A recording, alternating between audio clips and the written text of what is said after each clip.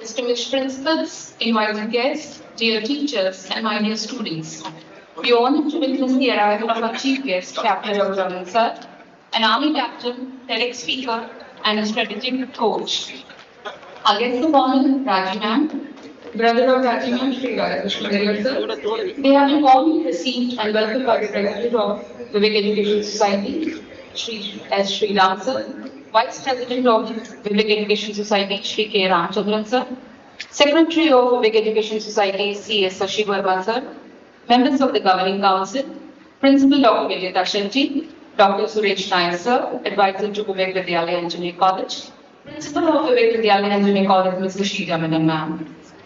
The chief guest, accompanied by our dignitaries, have marched to the statue of Swami Vivekananda, being escorted by our NCC cadets. A flowering tribute as a symbol of respect and gratitude is being offered to Swami Vivekananda, our patron leader and the leader of youth, whose vision continues to inspire generations of youth towards character, courage, conviction, and nation building.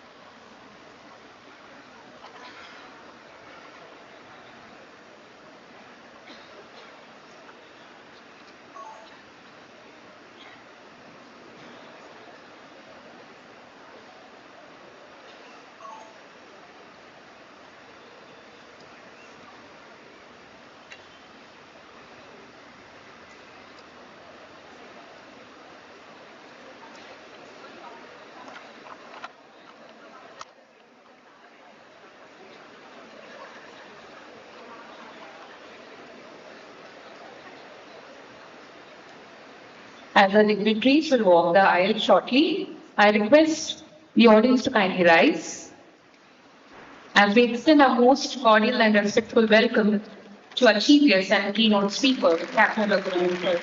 Our guest of honor, RAGHU ma'am, brother of RAGHU ma'am, sir, President of VDS, Shri S. Shri Ram sir, Vice President of Vivek Education Society, Shri K. Ramchandran sir, Honorable Secretary of Vivek Education Principal Dr. Viksit, Mr. Simon Raman, Mr. Gaurav, distinguished leaders from academia, industry, and public service, eminent academicians, esteemed principals and vice principals of colleges and schools across Mumbai, representatives from various NGOs, our alumni members of the sister institutions, academic and non-academic partners, invitees, members of the Governing Council, our entire team, teaching and non-teaching fraternity, our dear students, and the entire Vivek family who have gathered here to witness the 7th annual Srimati SARASWATHY Memorial Lecture, our flagship program instituted in the cherished memory of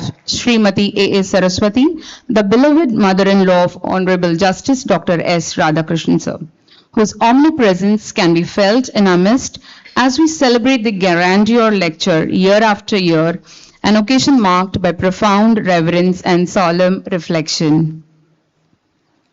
We now begin this auspicious occasion by invoking the divine presence of knowledge, wisdom, and enlightenment through the ceremonial lighting of the lamp which symbolizes hope in darkness, clarity in confusion, and courage in uncertainty, as our scriptures beautifully proclaim, Tamosoma Jyotirgamaya, lead us from darkness to light.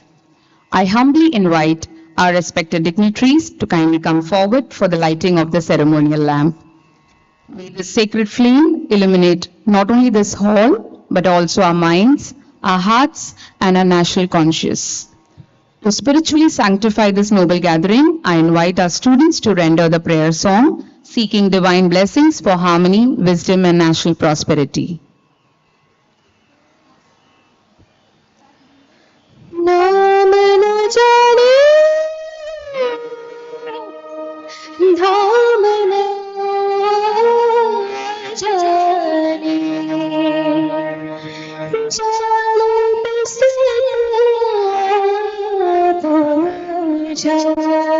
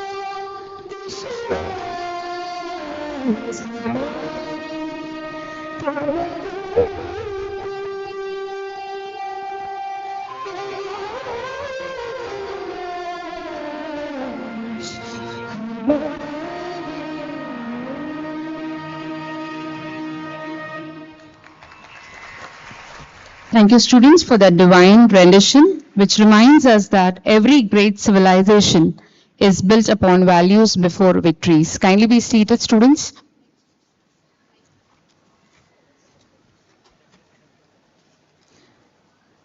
I now invite our chief guest, Captain Raghu Raman sir, our guests of honor, Raji ma'am, Radhakrishnan Iyer sir, our president of Vivek Education Society, Shri S. Sriram sir, vice president of Vivek Education Society, Shri K. Ramchandran sir, Honorable Secretary of Vivek Education Society, C.S. Shashi Verma sir, accompanied by our principal, Dr. Vijita Shetty ma'am, on the dais.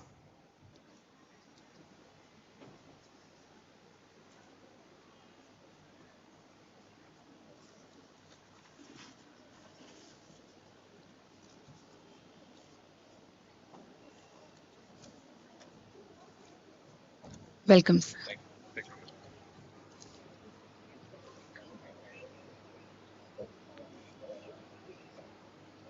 Ms. Karan. Good morning, sir.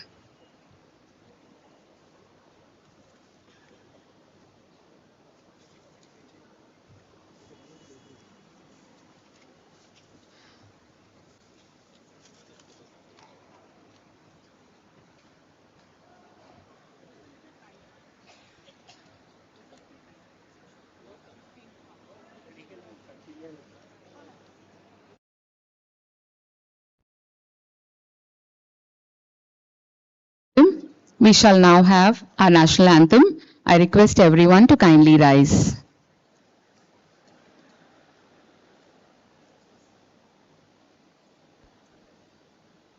Jana Gana मन अधिनायक जय हे भारत भाग्य विधाता पंजाब सिंध गुजरात मराठा द्राविड उत्कल बंगा विंध्य हिमाचल यमुना गंगा उच्चल जलधि तरंगा तब शुभ नामे जागे तब शुभ आशीष मांगे गाहे तब जय गाथा जन गण मंगल गायक जय हे भारत भाग्य विधाता जय हे जय हे जय हे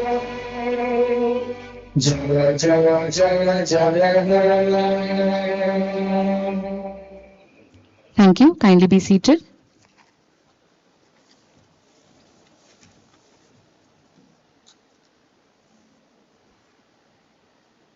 Ladies and gentlemen, when youth gather with purpose, history quietly prepares to change its direction. And today, we are privileged to be part of such a moment. It's not a merely an academic gathering. It's a celebration of vision, responsibility, and national aspiration. Today, we gathered not only to listen, but to reflect, resolve, and rise. As we begin, let us remind ourselves a nation's future is not written on its policies alone, but in the character of its youth. True leadership does not command attention, it inspires transformation. And we are fortunate to be guided by a leader whose vision continues to strengthen our institution. I now invite our Honorable President, Shri S. Sriram Sir, to deliver the welcome address and set the intellectual and emotional tone for today's program and share your reflections on the significance of Srimati A.S. Saraswathy Memorial Lecture and pay homage to our beloved late Honorable Justice Dr. S. Radhakrishnan, former judge of the High Court of Bombay, who took the initiative of sowing a seed of a memorial lecture at our institution and elevating the event to such a grandeur as we step into the 7th year of our annual memorial lecture. A glance of him at the outset would remind us of peace and serenity in his smile to all those who know him. The man who envisioned the success of memorial lecture instituted at our institution, Vivek College of Commerce. I welcome you, sir.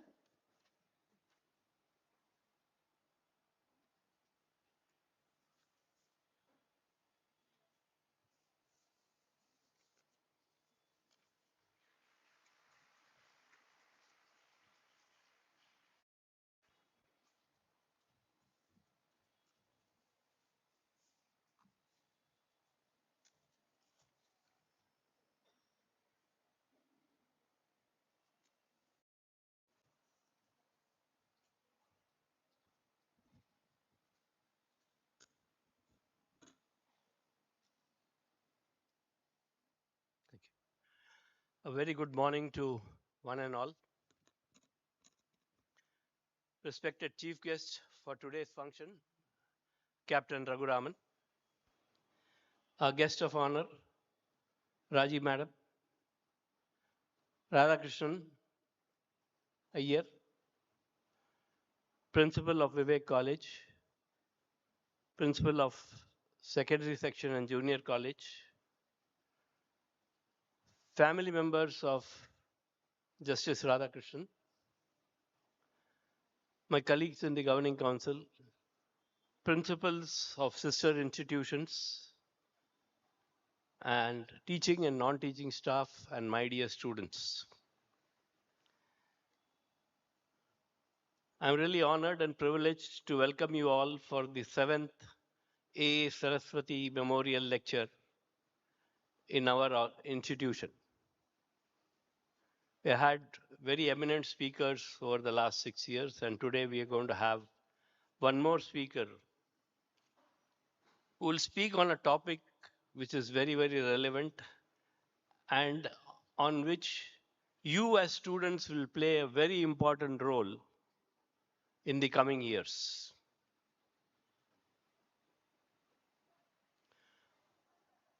Before we start our program,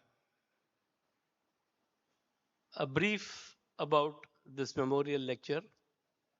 As you know, this was instituted by late Justice Dr. Radhakrishnan in memory of his mother-in-law, Mrs. A. Saraswathy.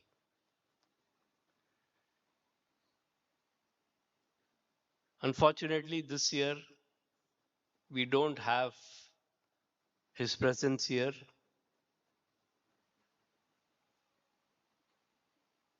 He expired in the intervening period between last memorial lecture and this lecture.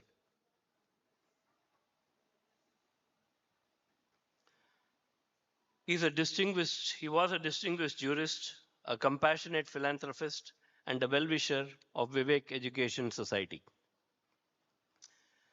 Justice Radhakrishnan sir lived this truth through the life of integrity, service, and generosity, believing deeply in education as the most powerful instrumental of societal transformation. Our association with Dr. Radhakrishnan goes back many decades ago, where he came for a prize distribution ceremony and also inauguration of a library sometime in the 80s. He has left such an enduring footprints of values, compassion, and silent service that are forever etched in the ethos of Vivek. The memorial lecture is instituted in the sacred memory of his revered mother-in-law.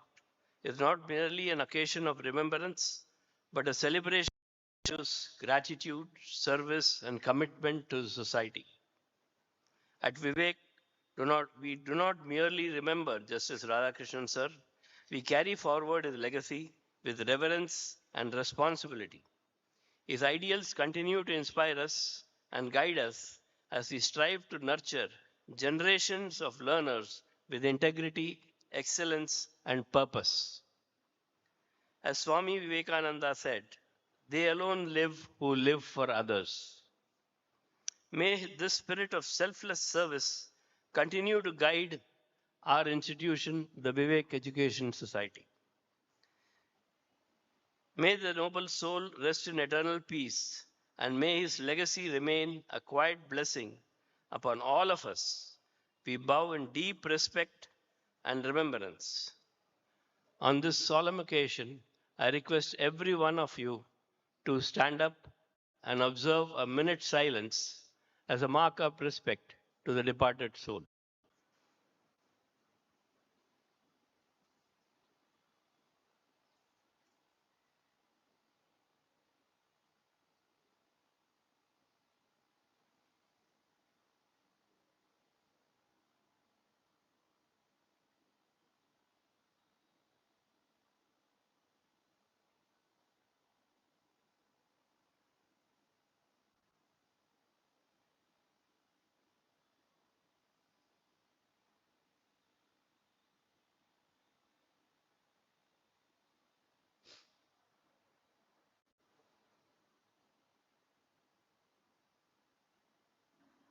Thank you. Coming to today's talk, I would request the students to say in one voice, what is the vision for 20?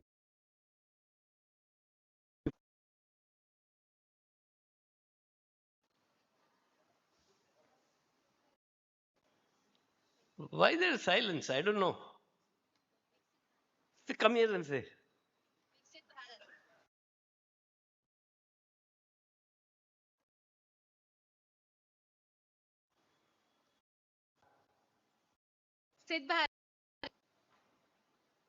Viksit Bharat 37.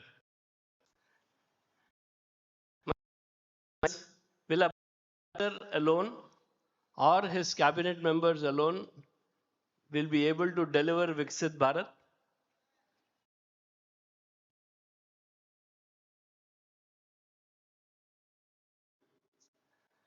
You are all in your late teens or early 20s, and in another 21 years, you will be in the prime of your career, and you will be the builders of Viksit Bharat. Right?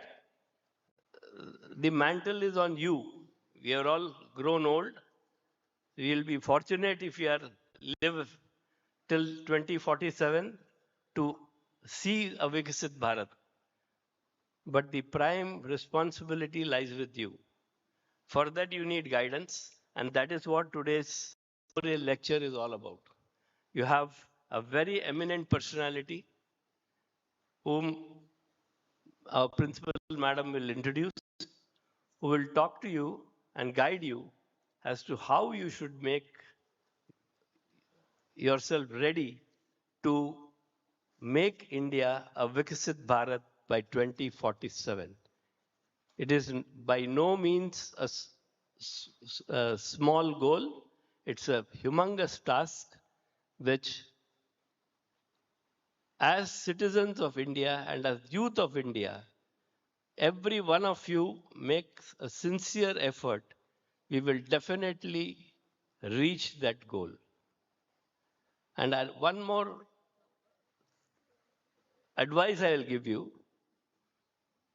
Everyone wants to go abroad to studies. Everyone wants to go to US for studies. Children, the future is in India. You have so many barriers which will come in your way when you go abroad. You see the kind of disruptions which come in the way of visas for students. The disruptions which come in for employment of young people in the US. Everyone wants to promote their own country, their own interests. Nobody is interested if you grow. They want themselves to grow. They have their own selfish interest. And if you overcome these things, India is to be in. Be here, you will have enough opportunities for your growth, your career, and to make a good amount of money.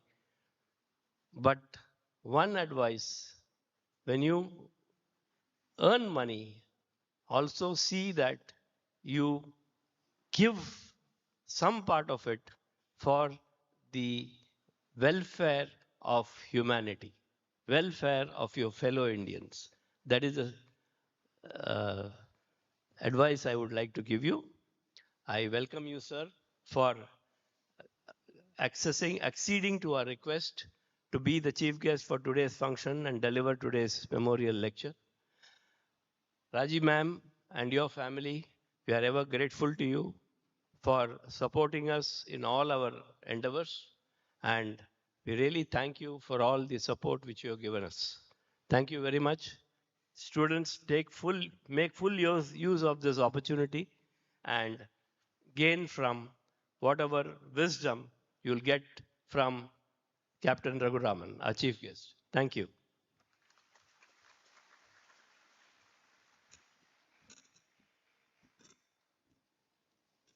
Thank you, sir, for those powerful words that reminded us that leadership is always served with sincerity.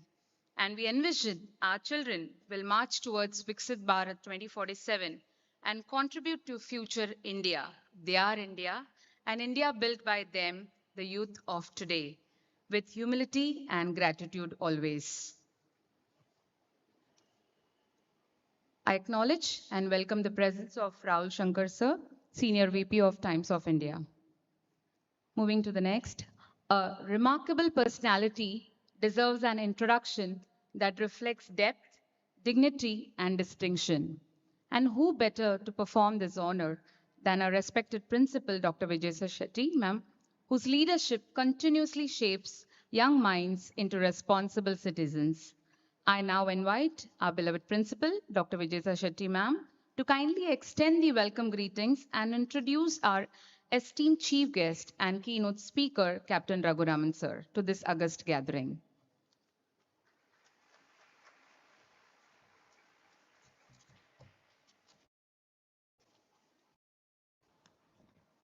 Thank you, Professor Maria. Namaskar and a very good morning to respected chief guest and keynote speaker,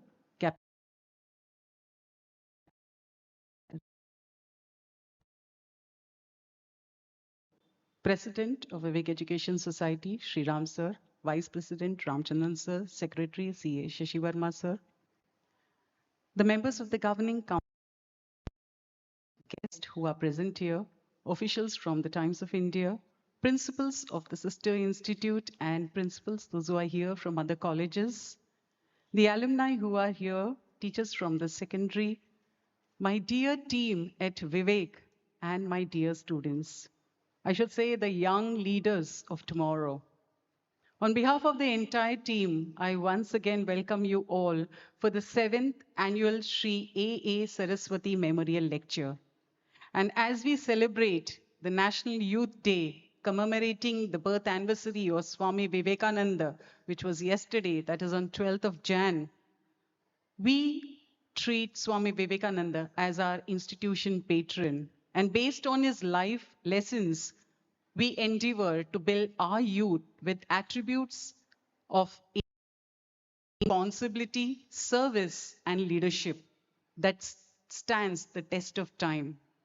Therefore, it is more befitting on this very meaningful day that we have with us a leader who embodies these very ideals. Our chief guest and keynote speaker, Captain Raghu Raman. It's my pleasure and a privilege to introduce before all of you the profile of Captain Raman. Captain Raghu Raman has led across three most demanding leadership environment, the military, the corporate sector, and the government. His career spans the command-driven culture of the armed forces, incentive-led organizations of Mahindras and Reliance, the process-driven incentives, and the world of government. He founded and led companies including complex global.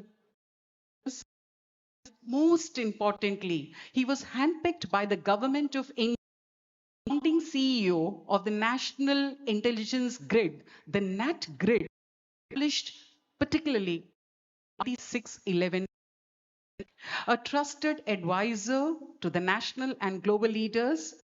He also voice on the platforms such as TEDx, and his talks and podcast have viewed over 100 million times. So I think that calls for a round of applause for the great speaker we have today. He's also associated with the premier institutions such as the Indian School of Business, the ISB, the Emeritus, the National Defense College, and the Indian Institute of Public Administration. The list goes on. He is also the bestseller author of Every Man's War. He's also anchored a leadership program for the Adani Group aimed at developing 75 CEOs in 3 years. And he's also hosted the NDTV's Wisdom of Leader, and the list goes on and on. I'm very fortunate to interact with Captain Raghuraman before, and I must share the most powerful lesson which I actually learned from him is true leadership is not about popularity, but it is about purpose. It is about integrity. It is about values. Ladies and gentlemen, may I now invite you all to join me in welcoming the armed force officer, the leadership guru, the author, the TEDx speaker, the motivator, the strategic coach, and most importantly, a distinguished national builder, our chief guest for today's memorial lecture, Captain Raghuraman.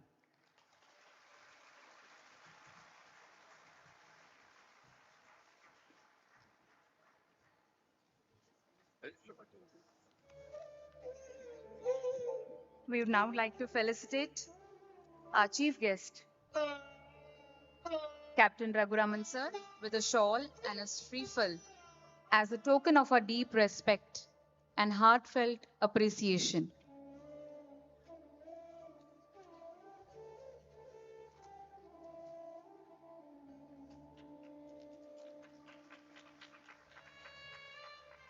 We would like to felicitate him with a citation and a memento. The citation reads, "It is presented to Captain Raghuraman, Chief Guest and Keynote Speaker, a beacon of leadership, resilience, and transformation. Your distinguished service as a captain exemplifies unwavering commitment to duty and nation. Your distinguished service and invaluable lessons continue to inspire young minds to pursue greatness with discipline, grit, determination, and a sense of purpose. We welcome you, sir, into our Vivek family."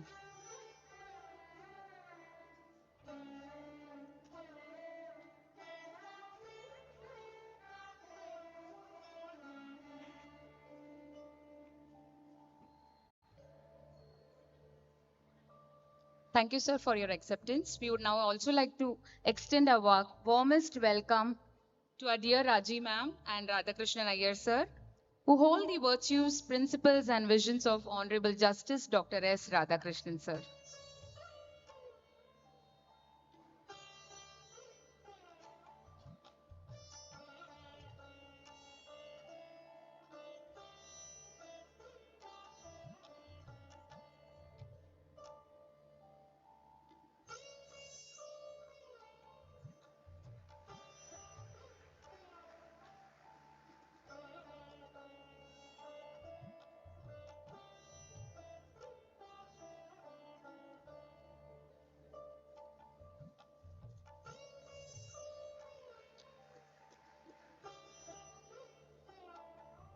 Thank you, sir and ma'am.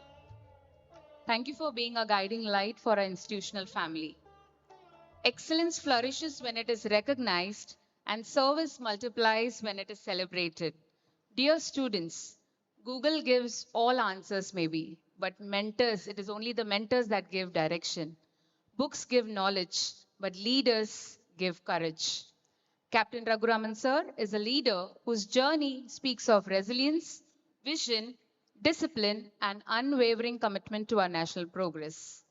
His life reminds us that comfort zones never build nations, but courageous choices do.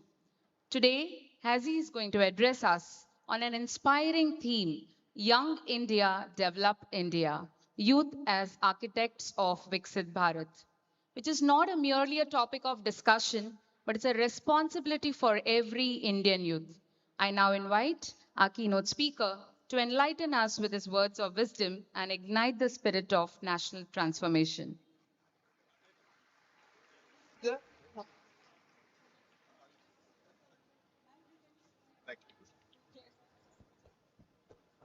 You're on?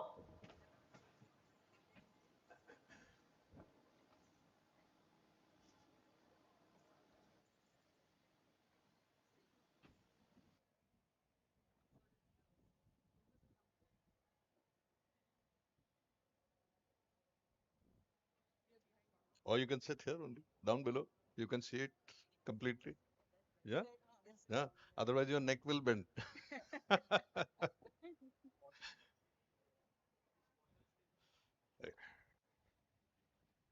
There you go.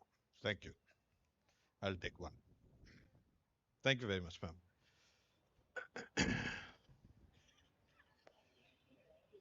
Good morning. You can hear me at the back? Over there? Some of you can't see me. Oh, you got a screen here. Good, good, good. Thank you. Thank you very much. So firstly, I'm really deeply, deeply honored to be here with you. And the wonderful words that Principal Ma'am spoke about me. And it is truly a very unique occasion for me, and I'll tell you the reason why. Madam knows this, that my mother was also a school teacher. And she was the principal of a school called DTA in Delhi. Some of you might know it. It's called the Delhi Tamil Education Association. So there is a lot of affiliation between that school's origin, Tirumala Tirupati Devasthanam, and this institution also in many ways. And though I have spoken in many, many forums, many, many times, I really get scared when I come back to school. As many of you, I'm sure, some of you at least would be, getting scared. Because when I was in school, I used to be first, second from the bottom of the class. So the remaining students would all be ahead of me. And that was always, sort of a feeling for me that being the son of a gold medalist, son of a teacher, my academic performance was not very good, at least in school. So I can identify with all the backbenchers sitting there. Backbenchers sitting there? Yeah? Okay, good. Yeah, one of them is raising their hand. Good, good. What I thought I'll share with you today is if I was at your age and I knew these things, life would have been much, much easier for me. Or at least I would have had a much better time even going through the difficulties that I went through if only I had known these things when I was your age, about 20, 18, 19, 20, 21. And those are the 4 or 5 things I want to share with you. That is all. How I'm going to do that is basically to remind you of one very, very important thing in our lives. Who is good in maths here? Okay, come on. Principal is watching. Huh? So if you divide 4,000 weeks by 52, you will get the number of years we will live up to the age of 75. So basically, if we continue to live up to the age of 75, hopefully, then we would have lived only for 4,000 weeks. And for many of us, we don't have 4,000 weeks left. And actually, frankly speaking, for many of you also, you don't have 4,000 weeks left. You have about 2,800, 3,000 weeks left. 3,000 Sundays to do everything that you have to do in your life. So when we begin our lives, we are left with this huge path ahead of us and we think, बहुत time है अपने पास. There is a lot of time to do these things. आज मटर गश्ती कर दिया तो क्या हुआ? आज ये कर दिया तो class कर दिया. What happened? Nothing happens because we've lived forever.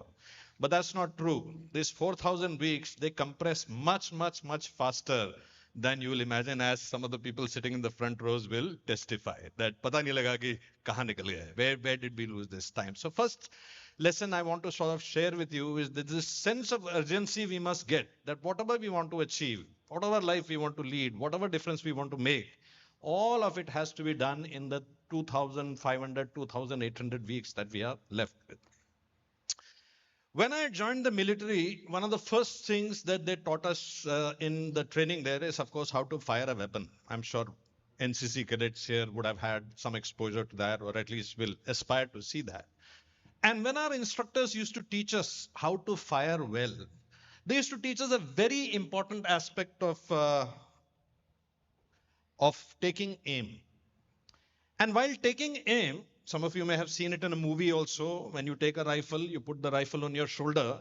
You basically have to align 3 things. You have to align the foresight of the rifle, the rear sight of the rifle, and the target in one single line. If you do that, your shot will hit the target. Are you with me so far? Yes. Okay, good. Now, what we were taught was that if you put the center of the foresight and the rear sight and made sure that the center of the foresight was in the center of the rear sight, you need not worry about the target. Because so long as these two are aligned, instead of hitting here, you might hit here, you might hit here, you might hit here, but you will hit the target. That bullet will hit the target. But if even for a slight misalignment, the center of the foresight is slightly misaligned, then by the time the round reaches the target, it will be several feet, several hundred meters away. It spoke about the importance of alignment at the earliest stage of your life. Because, very early stage, huh? because, because if you don't align your center and the foresight, that's okay. That's the next generation alumni making noise. Huh? So if you don't align the foresight and the rear sight in the beginning of your life, which is where you are going to start in a very short time, many of you will graduate and you will face real life. Please remember that until today, until the time you graduate from here, every essay that you wrote, every answer that you wrote, every song that you sang, every mathematics problem that you solved, someone was paid to read it. There was someone who was paid to correct it. There was someone who was paid to make sure that you did not fall. When you will graduate from this college and go out into the real world, those safety nets will be off. All those safety nets will go away. Now when you write something, it has to be compelling enough for somebody to read it. If you make a mathematical equation which is wrong, you will have to pay a consequence which will be much more than getting some bad marking. And if you make a wrong decision, its consequences will not be just getting punished by ma'am or being told that you will be, I don't know what they do nowadays. In our days, they used to cane us. Nowadays, there are other ways to incentivize, disincentivize. All those elements will go away. Those safety nets will go away. So I just thought I'll share with you a framework that has helped guide me, at least in my life, that pretty much every decision you will take in your life will fall into one of these four categories: health, wealth, relationships, and work. I'm using these words only as a label. We will go deeper into it. But pretty much any decision, from the time you are capable of taking decisions to the time you are no longer capable of taking any decisions, all your decisions will fall in one of these four categories.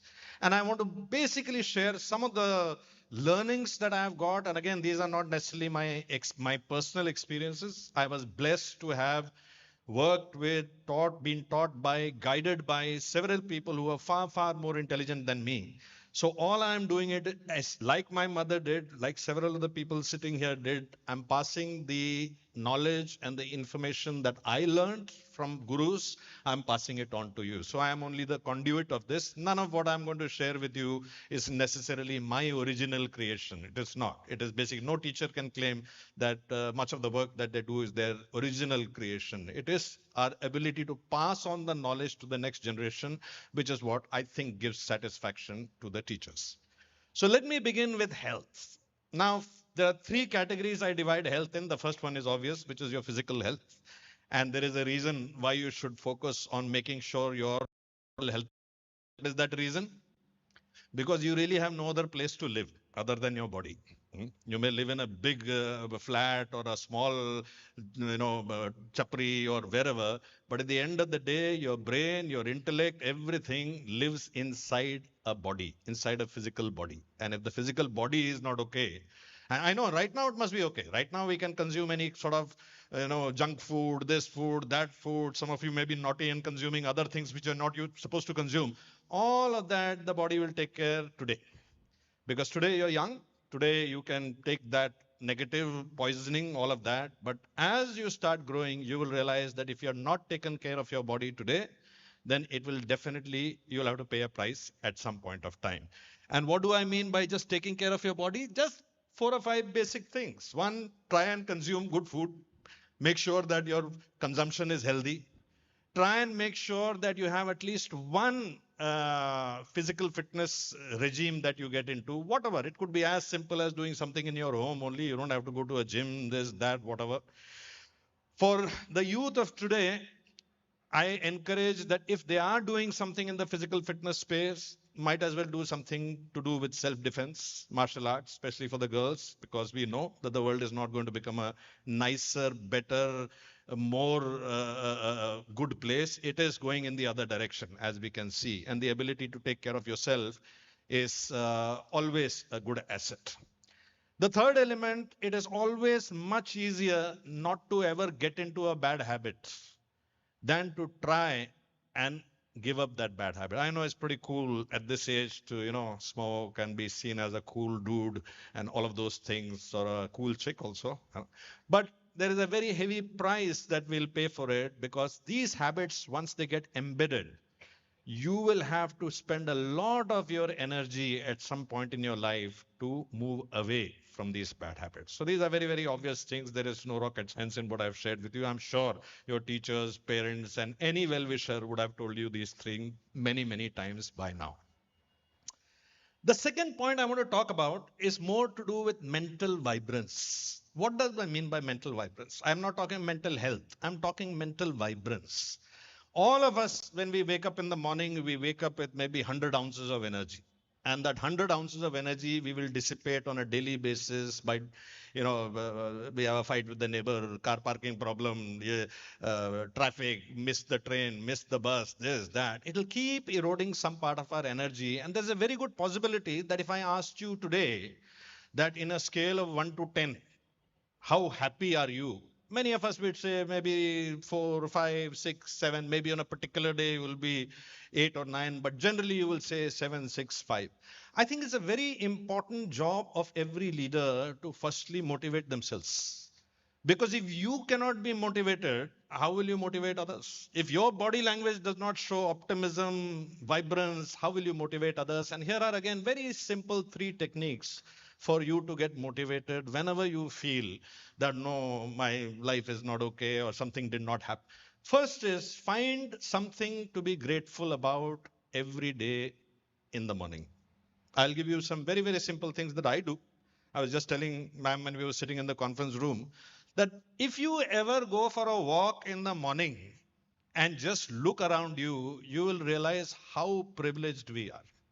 You will see people who are sleeping in the footpath. You will see people who are diving through garbage to take out plastic or food or whatever. You will see people who are in far, far more miserable conditions than we are. And if we just find that one thing for which we can be grateful every day, that 100 ounces of energy will become 150. You will straight away gain that.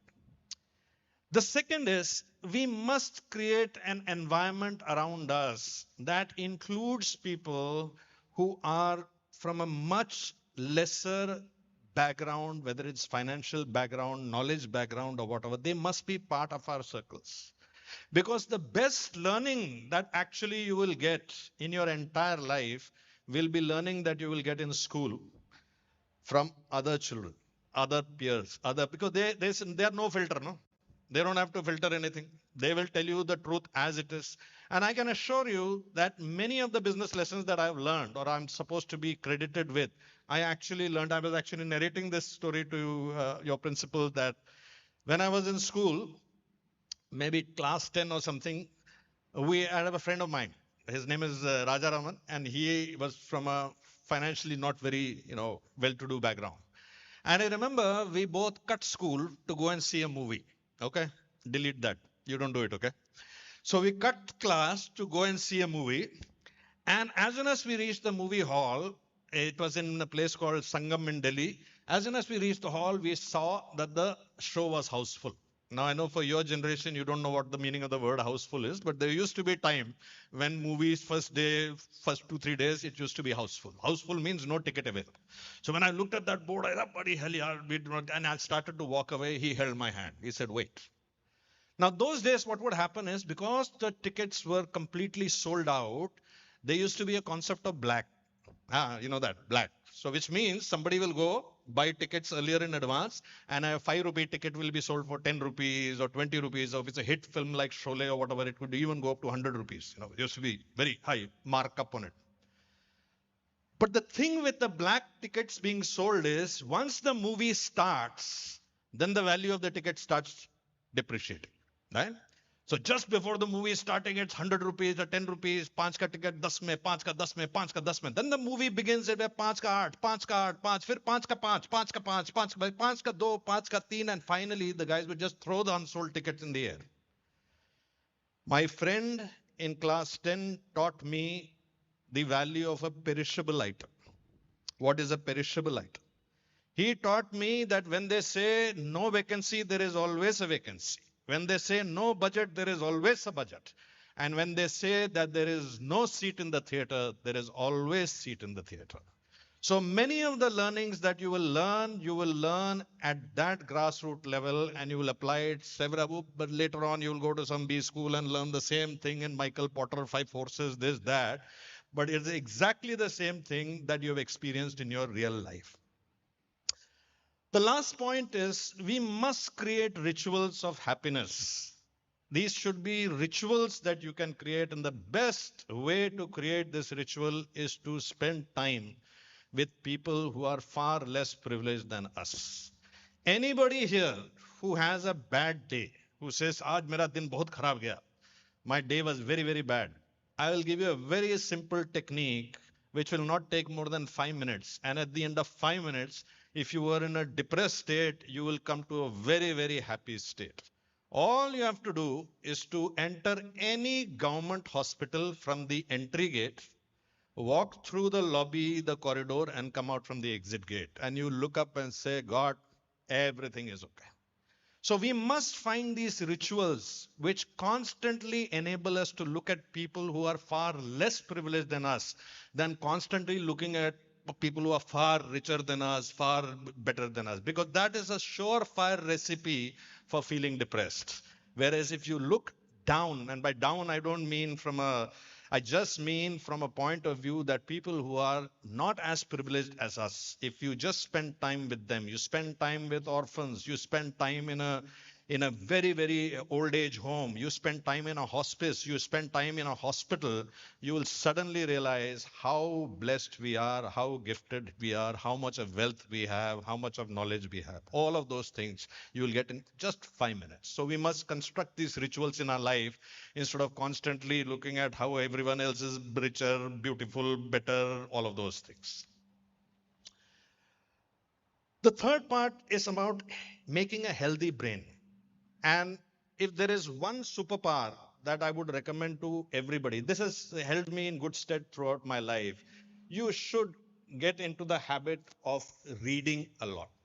Reading should become a second nature to you, because to my mind, if there is a superpower that you can acquire, it is the habit of reading. If I know this, at least in my time, it used to be that you had 4 books per year. In a 3-year graduation, every year there used to be 4 subjects and 4 books. So if you read 4 into 3, 12 books, you got a degree. If you got into the habit of reading a book a week, by the end of 1 year, you would have more than 4 degrees. And if you built this habit at an early age, the exponential benefit of this would be incredibly more. You would outbeat anybody else who is not doing it. Matter of fact, if I asked for a show of hands, I'm not going to do it, but if I asked for a show of hands and asked how many people read at least 1 book in a month, I know from previous experience, not very many hands will be raised. If I ask 1 book every week, I know that maybe 1 or 2 hands will be raised. One guy is, maybe one in the crowd is telling, the other guy is lying also. So if that is the condition of rest of the world, imagine if you just acquired this habit of reading, how much of an exponential benefit it will give you. You will be able to beat any other competition because others are not doing it. Remember one thing very simply, there is actually one of the things that it took me 60 years to figure out, and I'm sure you can speak to your parents, your grandparents, and they'll all tell you one mool mantra, that there is really no shortcut to getting anything that you want. There is no shortcut. There is no summary. There is no from point A to point B, you will reach faster if you took this. There is no such thing as a shortcut, which basically translates to, if 2 people are competing in the event called life, all things being equal, the one who trains more will always win. Will always win. Because life is like chess. Life is not like teen patti, that sometimes I'll win, sometimes you will win. Life is actually like chess. The more you play chess, the better you will become at it. And the better you will become at it, the more chances of you winning. And by winning, I don't necessarily mean material wealth or whatever, but whatever you are seeking to achieve in your life, winning that. Similarly, listen to people who are wiser than you. Listen to teachers. Please listen to them. I know it sounds a sponsored message, but it's not a sponsored message. It's coming genuinely from the heart. Because, because when I was in school, I now regret that many of the things that I was told at that point of time, if I had listened to those things, not heard it, but really listened to it and acted upon it, I would have saved myself a lot of grief. So listen to people who are wiser than you. And when I say wiser than you, doesn't mean they have to be PhDs, doctors, all of those things. A person who is running a stall on the street is wiser than you because he knows P&L, he knows how to manage cash flow and all of that stuff. A person who with an income of 10,000 rupees, 15,000 rupees has managed to put his child into a college like this one, that person has to be extraordinarily wise because that person has made choices with a very... So when I say wise people, doesn't mean necessarily famous people, people who have got 100 million views or whatever. No. It could be any person who could teach you, younger than you, older than you, animals, anyone can teach you. Get into the mindset of opening your mind and continuously having a radar that is absorbing information genuinely, open-mindedly, without any biases or filters. Get into that habit. And of course, one of the things, I don't know whether they still have Prezi writing in school nowadays. You know, in our days, they used to have Prezi writing was a very important. Prezi writing, for those of you who don't know what it means, was to read elaborate, sort of a book or maybe essay, and then write the Prezi of it. Prezi means the condensed katha ka sar kya hai? What is the essence of this narrative? The ability to get to the essence and be able to express it well is a skill that will actually differentiate you from everybody else. Because remember what I told you a couple of minutes ago? Once you graduate from here, the email that you write, the blog that you write, the document that you write, and I have to step away from the speakers actually. Everything that you write, nobody is paid anymore to read it. Till now they were paid. But hereafter, nobody is paid to read it. So every communication that you create has to be worthy of somebody wanting to read it. And I don't mean just in writing, I mean in everything that you do. The communication that you do for speaking, the communication that you do for expressing yourself, all of those elements will stop the moment you graduate from here unless you have developed the competence and the skill to make a person want to read it. Are you with me so far? No, he's gone to sleep, huh? No? Good. The last part I want to then stress a little bit more on health, and that's why brain health, which is why I called it brain health plus plus. Learning languages, multiple languages, even if it is just spoken, you don't need a certificate or a degree or whatever. If you just learn more languages, it actually benefits you in many, many ways. Of course, the obvious way that you can communicate with more people or whatever. Sometimes you can find out what people are talking about you if you don't let them know that you speak that language. That is also a good advantage. But the real force multiplier is when you look at one object and you say this is Tanni, Neer, Pani, Vellam, Louvre. You're looking at the same object from 6, 7 different directions. It improves the synapses in your brain. You actually become more intelligent if you have multiple languages. And we in India are blessed that most of us speak at least 3 languages. We'll speak our mother tongue, we'll speak Hindi, and we'll speak English. So 3 is guaranteed for us. If you actually go to many countries in the US, like US, Europe, and all that, you'll find very rare to have even people who speak 2 languages. 3 though is extremely rare. And here we are blessed at the beginning itself that we already have an advantage of 3 languages. So our ability can be force multiplied if we learn multiple languages, and these don't have to be French, German, Arabic, and all of that. It can be just language. You learn Malayalam, learn Tamil, learn Gujarati, learn Marathi. Any language that you do not know, if you start learning that, it actually improves your brain. It's a brain exercise. It improves it increases the number of synapses that you have in your brain. Similarly, this is just a 1 weekend job, learning speed mathematics, learning, there are many, many methods to do it. But the ability to calculate fast in your head, is also a superpower. So if you just acquire these three superpowers, the ability to speak different languages, understand different languages, the ability to do fast calculations in your head, which does not require a calculator or whatever, and the ability to do photo reading or speed reading, which is the ability to read fast, you will become undefeatable in the world. No matter what happens, how the environment changes, AI will come threatening jobs, this will happen, technology will change, doesn't matter, because you will be best equipped to do that adaptation. Matter of fact, I don't know if anyone has ever done boxing in their life or watched boxing. In boxing, when two boxers hit each other and both of them fall down, you know how the winner is determined? The winner is determined by whoever gets up first when the count is going on. And that is what life is. Life will punch us. COVID will come suddenly, layoffs will come suddenly, Amazon will sack people, AI will come and we'll lose jobs. The person who is punched, everyone will be punched. But the person who is capable of getting up first will be the one who will be the winner. And if you have these three superpowers in your hand, doesn't matter if technology is changing, ways of working are changing, you have to acquire a new language, you can do it in 3 months' time. If you have that ability in your head, you will, even if life pushes you from a 20-floor building, you will fall, tumble, this, that, but you will fall on your feet each and every time. So these are the three elements I wanted to speak to you when it came to health and brain health. Now, wealth. Let's talk about wealth. What is wealth? What is the definition of wealth? Anybody? What is wealth? Dollar, huh? Cryptocurrency. Wealth is what you have left with you after all your money is gone. When all your money is gone, whatever you have left with you is actually wealth.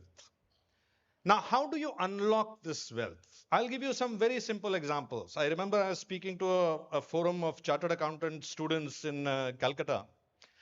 And I was telling them that to be a really, really wealthy chartered accountant, you have to be in the top 1% of your profession. Yes, sir? I see many CAs here. Yeah? Yes or no? To be really wealthy, you have to be in the top 1%. But to be really wealthy, if you're in the top 10%, but are a chartered accountant who also knows Arabic and Russian, now suddenly you become a very small minority. So if you learn how to combine different skills, you have the skill of chartered accountancy, and you have the skill of being able to interface with two different nations, to be able to do business with different nations, then you become a commodity which is very, very unique. You're not a commoditized commodity, you become a shaped commodity. The second point I want to share with you is always focus on, I'm so glad, ma'am, that's why I asked you the name also. Always focus on Saraswati. Lakshmi will follow. And I'll give you a very simple way to remember it for the rest of your life.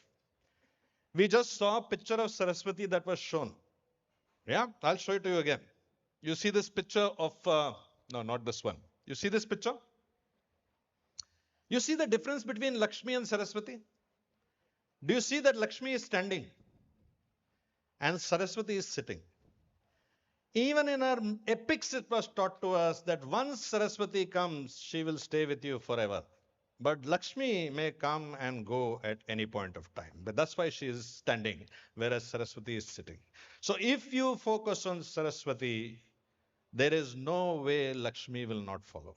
If you focus on Lakshmi, Lakshmi may come, but will come at a very high cost of Saraswati. And usually if Lakshmi comes without Saraswati, you will not keep her for long. That is for sure. In English, they call it the fool and his money are soon parted. In our mythology, it has been told centuries before that focus on Saraswati, Lakshmi will follow. I skipped a slide over there. I'll come back to that slide in a second.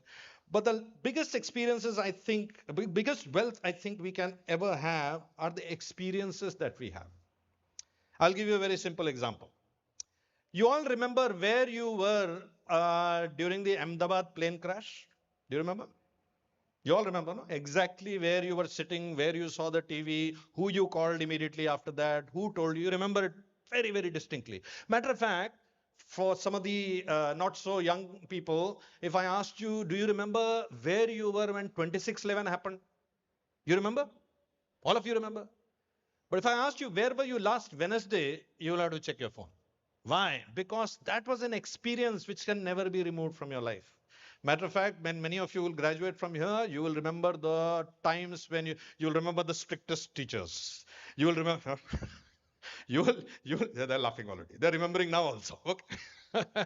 You will remember the day something exciting happened in your life. You will remember those moments because our lives are nothing but a memory of our experiences. And if we do not create experiences, if you don't take the time out to travel, go to Lonar, go to this place, spend it with people, do all of those things. If you repeat Monday, Tuesday, Wednesday, Friday, exactly as you did last Monday, Tuesday, Wednesday, Friday, and if I took a pair of scissors and cut out those days from your life, and you look back at that life and don't even remember those days, then what's the point having lived those days? So one of the greatest wealths you can create is experiences. So please don't think of wealth as how much money I'll make in my first job. Or usko 25,000 mil raha hai, mere ko 18,000 mil. Don't get into that trip. That is a very, very wrong way of looking at wealth. Because let me give you another metaphor by which you will understand this.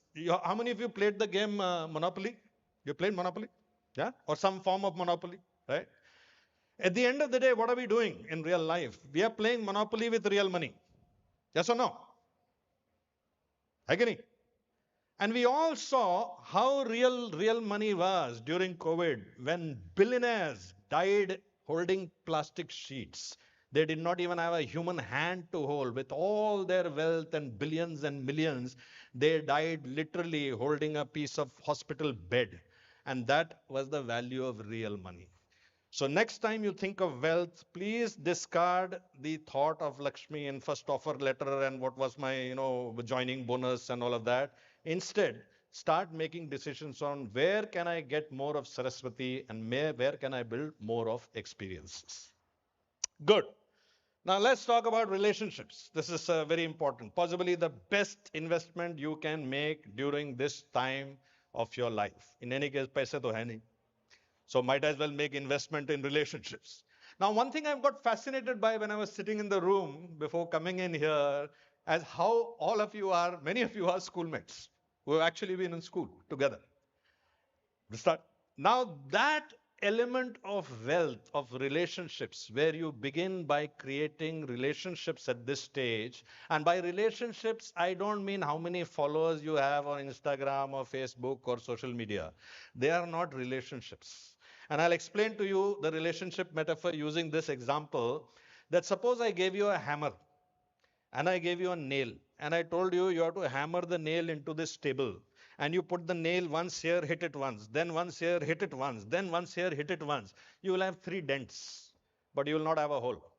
Because to have a relationship, you have to keep the nail in the same spot and hit it again and again and again until it goes through. To build a relationship, you have to be with that person through their bad times, good times, tough times, difficult times, sad times. Only then relationships are forged. Relationships are not forged by sending good morning, good evening, and WhatsApp, memes. That's not the way relationships are forged. Now, in relationships, again, I want to divide it into 3 categories. Last one is most important. The first is, do you really care what Donald Trump thinks about you? Do you care? But you definitely will care what your boyfriend's husband thinks about you, boyfriend's father thinks about you. Yeah? So our world, our universe actually consists of about 200 people. The entire universe that you will ever interface with throughout your 75 years of life will never exceed the strength of more than 150, 200. It's also called the Dunbar number for a different reason. But this will be your universe. So you actually don't care what Donald Trump thinks about you or someone. What you care is what your headmaster thinks about you, principal thinks. These are the people who are in your immediate world. This is your universe actually. Your entire universe consists of just 200 people. Then is your close relationships, which will never ever exceed more than 20, 25 people. These are your really close friends, really close relatives. This is your. Now you must forge these relationships starting at this point. And you have some role models sitting here in front of you who forged those relationships.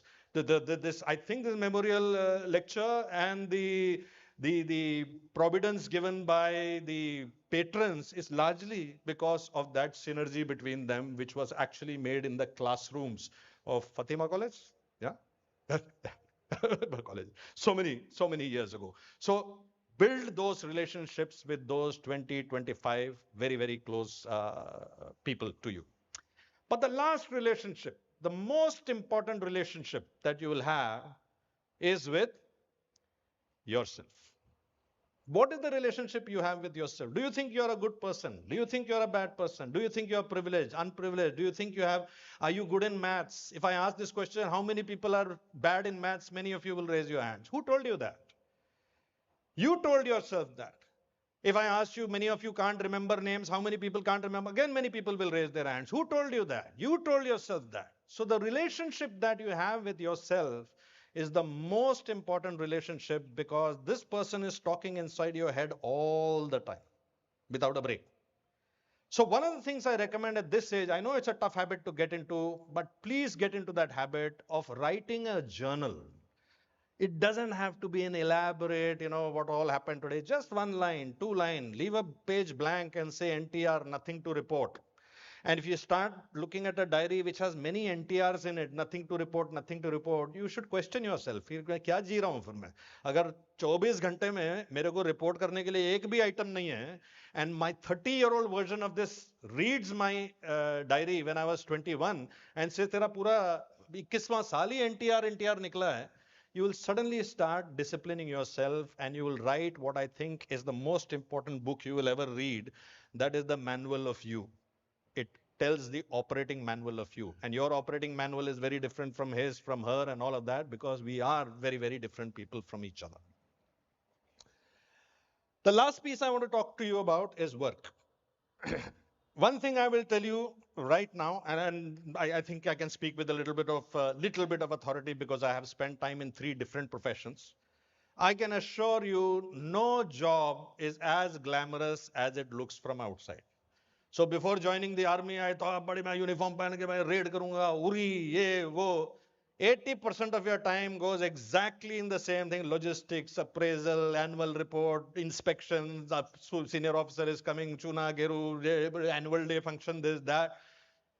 Most of professions will have some exciting parts and lot of drudgery. The exciting part is the one they use in the advertisements, to show, you become a lawyer, you will be like Amitabh Bachchan and Shatrughan Sinha in some movie. If you you will be like James Bond if you are a spy. It's not true. Most of the professions, when you look at it from outside, will look very glamorous because it's designed to look glamorous. But when you actually probe inside that profession, you will find that in that drudgery lies the richness of the profession. There was a very famous speech given by a very famous person that follow your passion. I disagree with that, because you cannot discover your passion. If you start doing something and put your mind to it and keep at it and again and again and again, you will find passion will come. Because passion is something that keeps you excited about doing something that is boring. That is passion. And you can never discuss passion never discover passion without actually spending those boring hours. If you keep doing one profession to another profession to another profession, profession shopping or profession hopping or vocation hopping or language hopping or teacher hopping or instructor hopping or gym hopping, you will never ever get into the depth. Because to get into the depth, you actually have to get a level where you feel I am bored and still persevere behind that. That's the very big difference when you are looking at a work from outside, any profession from outside, and actually choosing to spend a bulk of your life in that particular profession. Second point, don't look for major significant things that will go, yeah, koi mota agar kaam milega tab main mehnat karunga. Life doesn't work that way. Life is not made by that one big decision point that will come in your life and you will take a decision to the right. Life never pans out that way. Life pans out that there's a slight turn to the right, then a little more turn to the right, then a little bit more and a little bit more, and you will turn into this direction. You'll start with that one cigarette dikhaya sutta, then another one, then another one. Abhi cigarette mein andar kuch dal ke dekhte hain kya hota hai, and that. It's not like one day somebody will come and give you a cocaine snort. It won't happen like that. Similarly, if you are moving to the left side, One day you will do some friends help, you'll do one a little bit more of work, then you will take on a volunteer task, you'll say, okay, ye mere ko de do, I'll take up this. And before you know it, you will start moving into that direction. So don't wait for very big significant tasks that will come and then you will get interested. Find significance in the most mundane tasks. Even if it is a very, very commonplace task, find a significance in that, and you will never ever have to, as they say, that find a job that you love and you will never have to work again. I don't believe in that. I believe that find passion and perseverance that any task that you are given, and you will always be given the best of the tasks, because whatever task you are given, you are able to find significance to that task. And of course, this is a very important aspect that I would stress, especially for your generation, because the fortunate part when we were growing up was there were no distractions. You will not believe it if I told you this, that when we were growing up in the TV, there used to be 3 programs worth watching. There used to be one Sunday feature film, one Chitrahar, which had about 6 songs if we were lucky, and we had some Phool Khile, Gulshan Gulshan, or some Here is Lucy, or something like that. 3 programs. Total viewing time was maybe what, 3.5, 4 hours. That's it. That was our distraction time for the entire week. Today, 3 hours of distraction is you will probably not be able to find 3 hours of focus. So you must get into the habit of becoming a deep worker. Now, what do I mean by becoming a deep worker? How many of you like physical fitness or like exercising? Anybody here? If you go to the gym, you know that when you pick up the dumbbell, it's not the time your biceps are being built. That's the time your muscles are being broken. Your muscles are actually built when you're resting, right? So suppose you went to the gym to build up your biceps and you said, okay, I'll pick up this dumbbell and I will start doing it. And the moment it starts hurting me, I'll put it down. Will you have dumbbell? Will you have a good bicep? No. Similarly, if you want to create a deep thinking mind, a strong mind, you must learn how to be bored. And you must learn how to be complacent when you are bored, to be completely happy when you are bored. Why? I'll explain this to you. If you are training your mind to have focus, and the moment you're standing in a line, you pull out your phone. The moment you got a break of 2 minutes, you pull out your phone. What are you training your mind? That the moment you start getting bored, I'll keep the dumbbell down. Don't worry. You don't have to become strong. So you're actually weakening your mind by not resisting the urge to do deep work. And if you have a weak mind at the age of 21, I can assure you it'll become a very, very, very weak mind by the time you are 30. So this is the time for you to actually practice being bored. You become bored to a point where you start reflecting, introspect. I know it's tough in today's age. Another, so captain ka talk dekh lete, chalo. It's very, very tempting to do that. But if you do that, you're not training your brain to become a strong instrument. You're actually weakening it. You're putting the dumbbell down each time your arm starts hurting. I want to share this with you. Actually, I spoke with ma'am when we were discussing about the talk, that value is actually hiding everywhere. And you don't have to wait until you become a professional to start earning money, or until you become an entrepreneur to become an entrepreneur. You don't have to wait until then. You can actually start doing this right now. And I can give you hundreds of such ideas. But let me start with one idea, which I think, so we can all agree that in most of our homes, we will have many of these things lying. Let's just take mobile phones. I'm pretty sure that in every home, many of the homes, there will be at least one mobile phone lying, which you're not using anymore, which you would give away to somebody, but for 2 reasons. First reason, it has got your data inside it. Photo hai. Usko nikalne ka hai kisi din. Aisa plan kiya hai, aaj tak nahi hua hai, hoga bhi nahi. Huh? But intention is there, that mobile is there, usme se data nikalna hai. Secondly, if you give that phone to somebody, even after you've taken the data out, it could be, especially with cloud and all that, it could be possible that you have some sensitive information inside that. And that is why one day you have decided, I'll take all the mobile phones, the old spectacles I'm not using, the clothes I'm not using, I will find a worthy person to give it to, and I will do the data transfer. It will never happen. If it's not happened till now, why will it happen tomorrow or day after?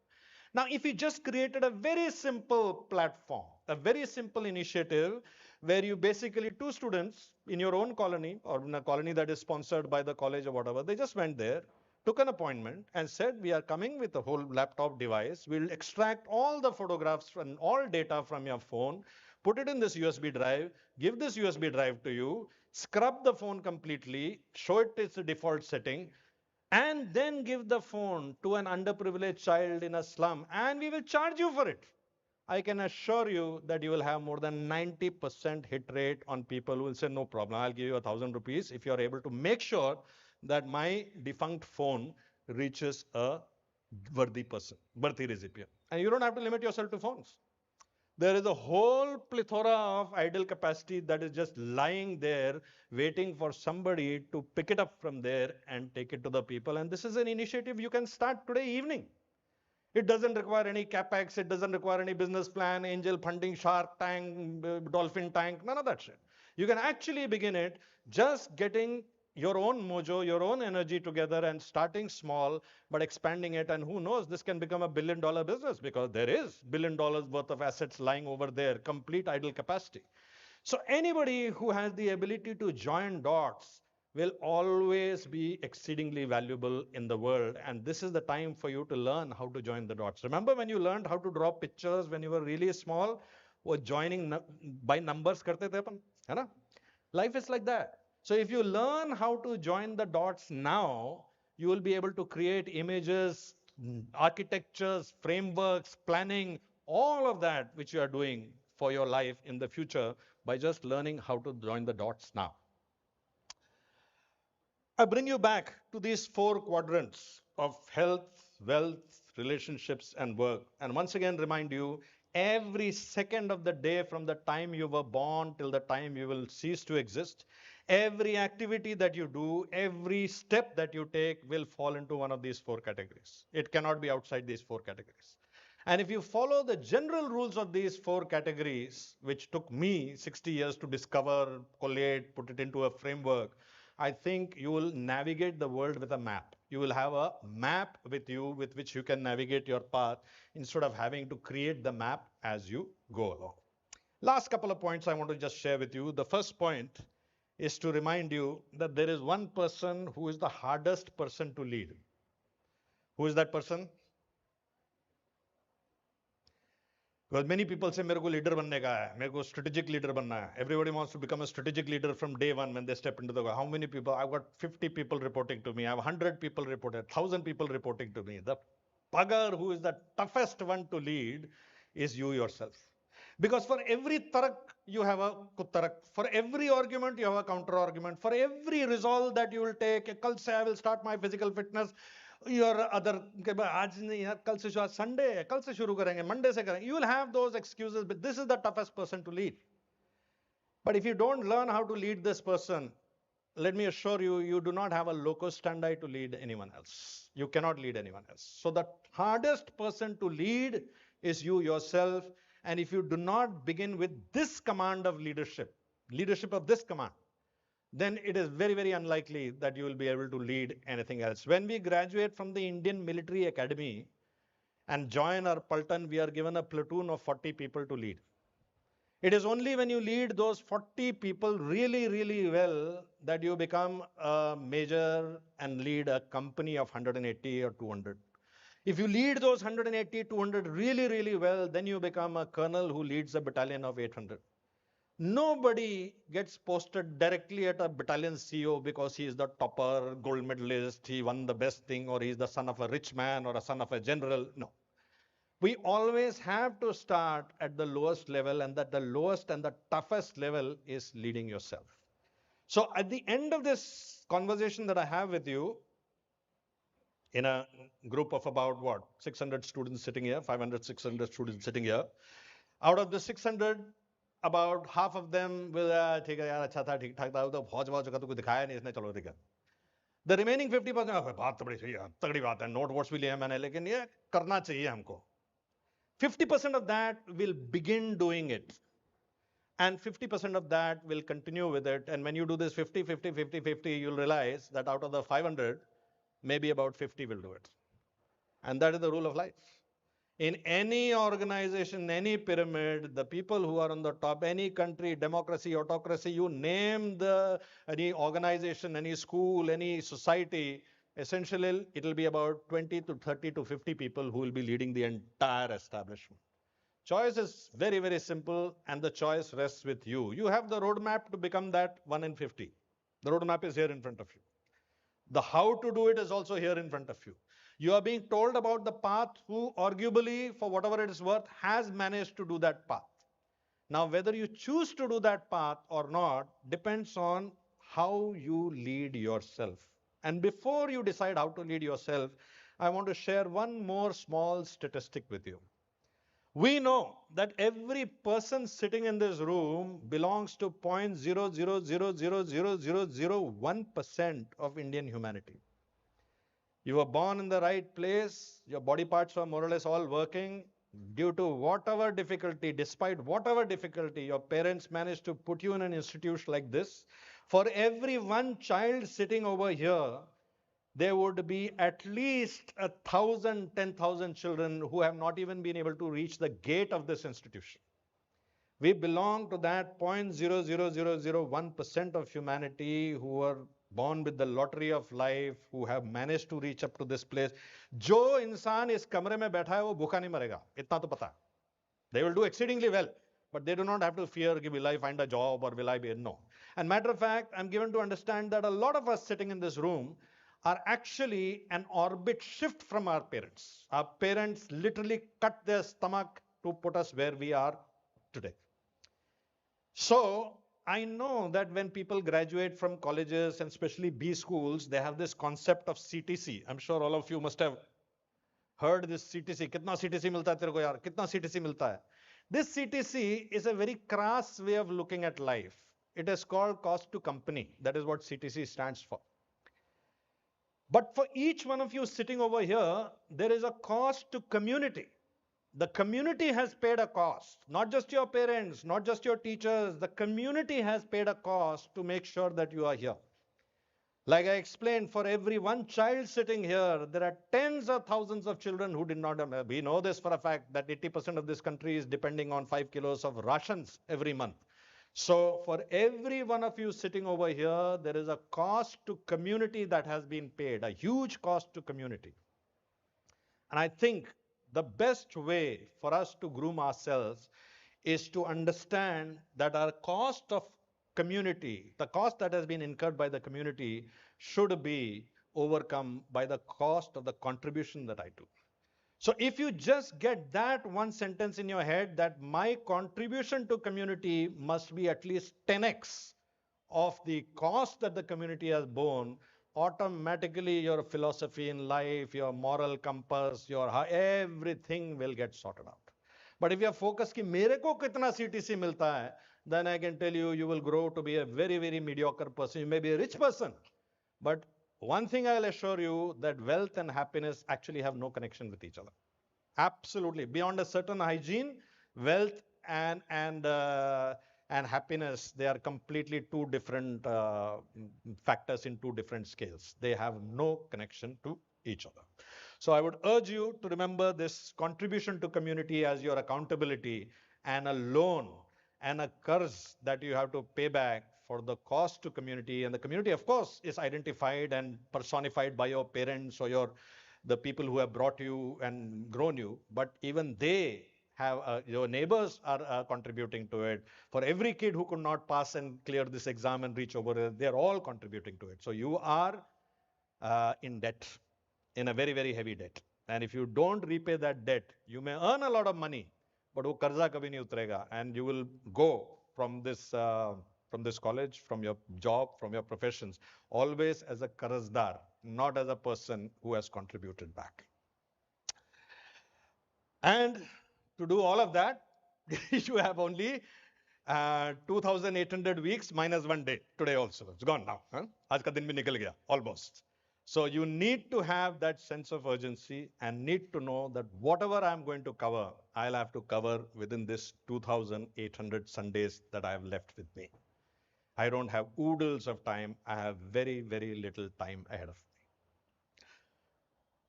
I think I come to the end of my session. Thank you very much, and thank you. And for those of you,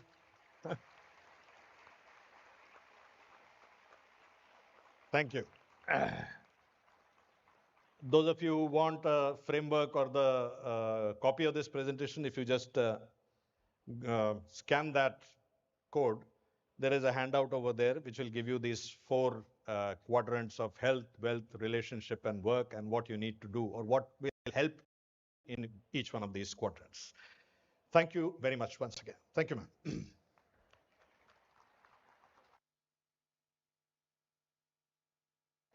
Should I go down? Oh, you're coming up. Okay. I request all the dignitaries to kindly come on the dais. Sir, I think to just summarize what you said, you didn't teach anything extravaganza. You talked about purposeful living, and I'm sure each student who is sitting over here would resonate with that. Am I right, dear students? Yes or no? Can I have it a little louder? Mind-blowing. Thank you very much. Thank you. It also reminds me to emphasize Thank you. on our college motto today once again, Thank you. as we rightly state, Vidya Dhanam Sarva Dhanat Pradhanam, which means amongst all the riches and virtues of life, we always have education as our supreme. And I also believe I would like to tell something in Tamil, which I just recollected as you said. Sir, you didn't just empower the youth over here today. I think each and everybody by that weak wala mathematics. So I believe standing here, even I have less than 2,800 weeks with me, and how purposeful I can make it more in the coming years. And I'm sure everybody here resonates the same. I would like to quote something in Tamil. It says, Nammidam nambikkai namirkum varai, வாழ்க்கை nam vasame, which means life is ours to shape as long as belief stays alive within us. And that is what you said today. Have a purposeful living, whatever you do, in whatever little amount you do, and think big and dream big. So in short, we are here as the architects of future. So India is currently no more a developing nation, but a nation that is developing the future. Moving ahead, can we have some question and answer session, sir? Few questions to take. Any child, any student, anybody?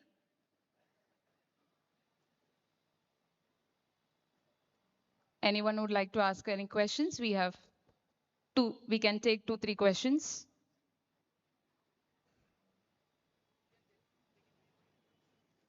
You can raise your hands. Okay, we have Kavin. Last. Kavin, can you come forward, beta? Come little forward.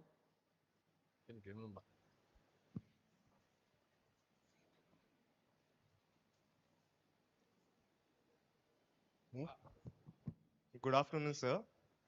Sir, who has been your greatest mentor, and what is that one quality which admired the most to you, sir? Yeah, well, that's a good question. Kevin, you said, right? Kavin Udyava. Kevin. Yes. Kevin. Have a seat, Kevin. Have a seat. Thank you. I don't think I have one mentor. I think there are many, many mentors for all of us. It's not just one person I can identify.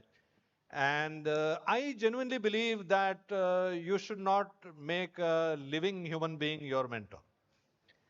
You should make the idea of that human as your mentor, because human beings are infallible and they will fail. So when they will fail, it will give you an excuse. वो भी fail हो सकता है तो मैं क्यों नहीं कर सकता, right? I'll give you an example. Who is considered to be the greatest teacher ever born?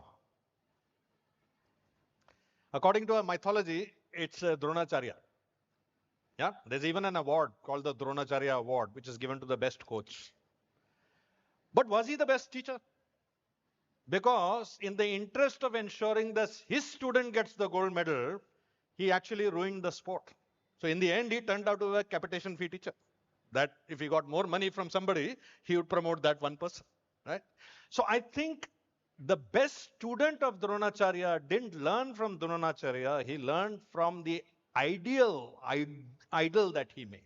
his ideal of what that teacher should be, his ideal of what that guru should be. So to my mind, Kavin, you should actually have a tribe of mentors, not just one mentor, a tribe of them, several of them. And again, I remind you, don't keep looking upward for mentors. Mentors can come from many, many people who are technically speaking not as accomplished as you, as intelligent as you, or whatever, because they will also teach you a lot. So don't look for mentors in that classical model that unless the person is very famous and big, he cannot or she cannot be a mentor. Mentorship is not depending on the mentor. It is actually depending on the mentee, the person who gets mentored. I hope that answers your, yeah? Thank you. Thank you, sir. Any more questions?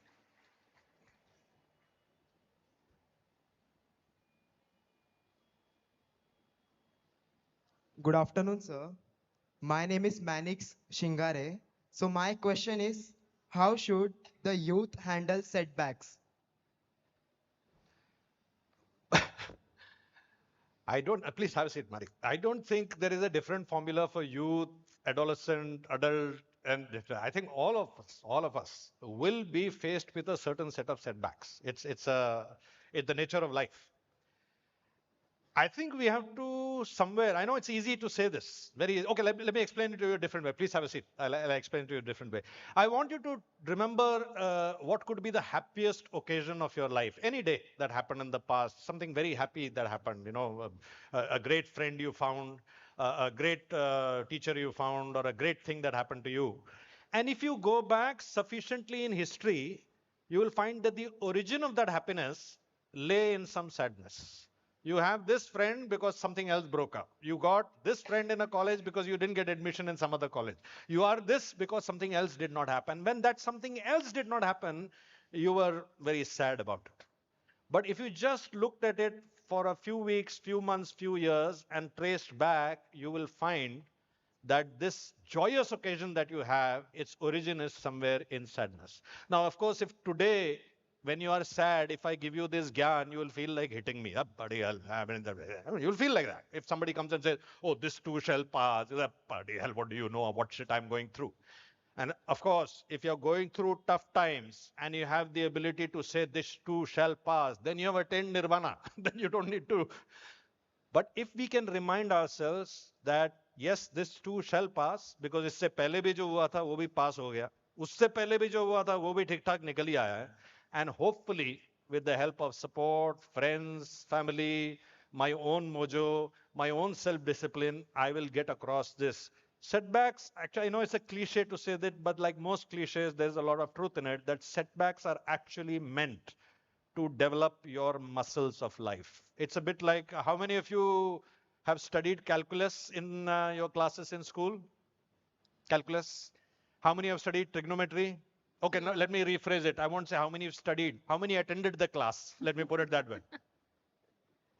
How many of you think you will use trigonometry in your life in the future? None. Then you could argue, as I did to my teacher, kya fayda hai calculus seekhne ka? Calculus was not meant to make me do calculus in real life. Calculus were mental push-ups. They were teaching me how to solve an abstract problem, which I cannot see. They were teaching me how to solve issues which I cannot understand, but still with the frameworks, I can solve that problem. Setbacks in life are push-ups for preparing you for life. And if you do not have setbacks in life, ma'am was actually telling me about some students here who have a lot of extra curricular work that they have to do. And they're not doing it as a hobby, they have to do for a livelihood. To my mind, those people are getting trained twice as better as the ones who are having a privileged family. And there is no debate in my mind that 10 years down the line, the people who are trained better will defeat the people who are not as well trained. So to me, a setback is a training camp. It's a boot camp. Even if it is a setback of a loss of a loved one, it is teaching you how to survive without the support of that loved one.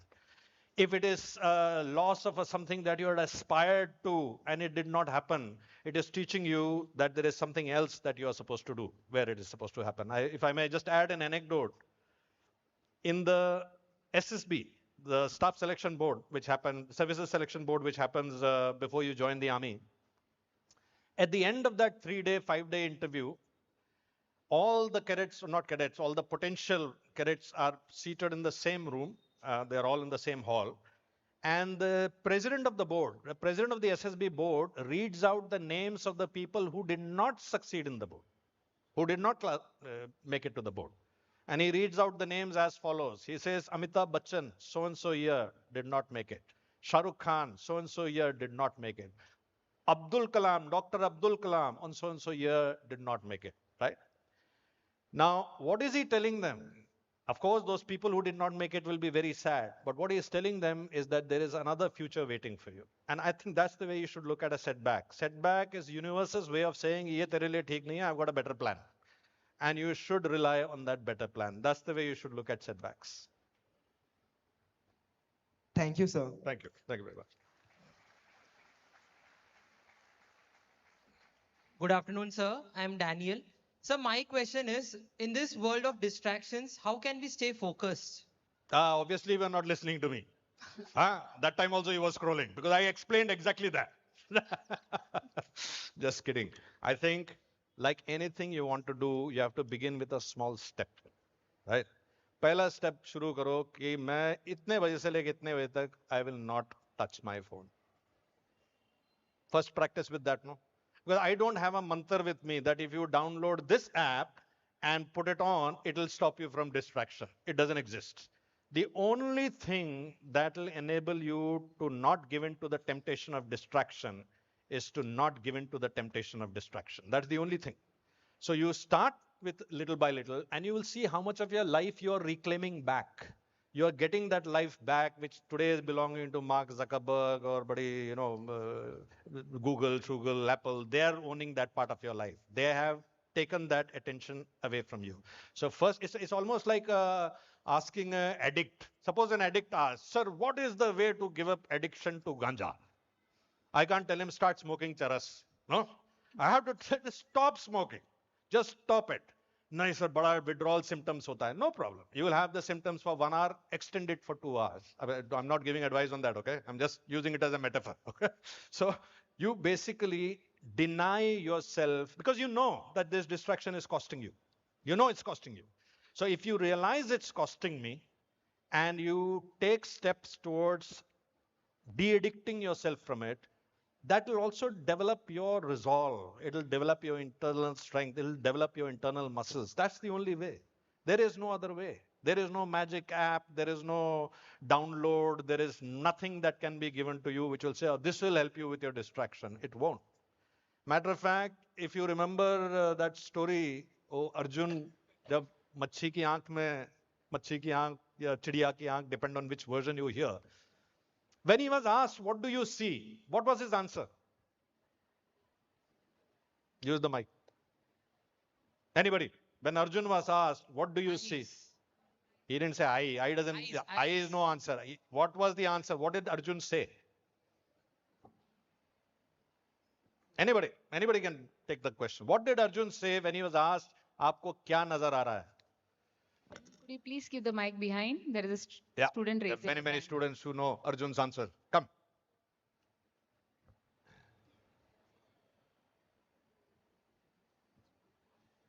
Fish का आंख. अर्जुन को English नहीं मालूम थी यार. Fish का आंख. मछली की आंख दिख रही थी बस. This is the answer that Duryodhan gave. This is not the answer that Arjun gave. Anybody else wants to try? No, mic आने दे. उसको उसका लक्ष्य दिख रहा था. ये लक्ष्य पक्ष वर्ड तो आपने ऐड किया. I'm asking exactly the sentence. If anyone has read even Amar Chitra Katha, it is there in that sentence. Anybody else? Don't paraphrase what Arjun said. Just say what Arjun said. Yes, one more hand. Last hand.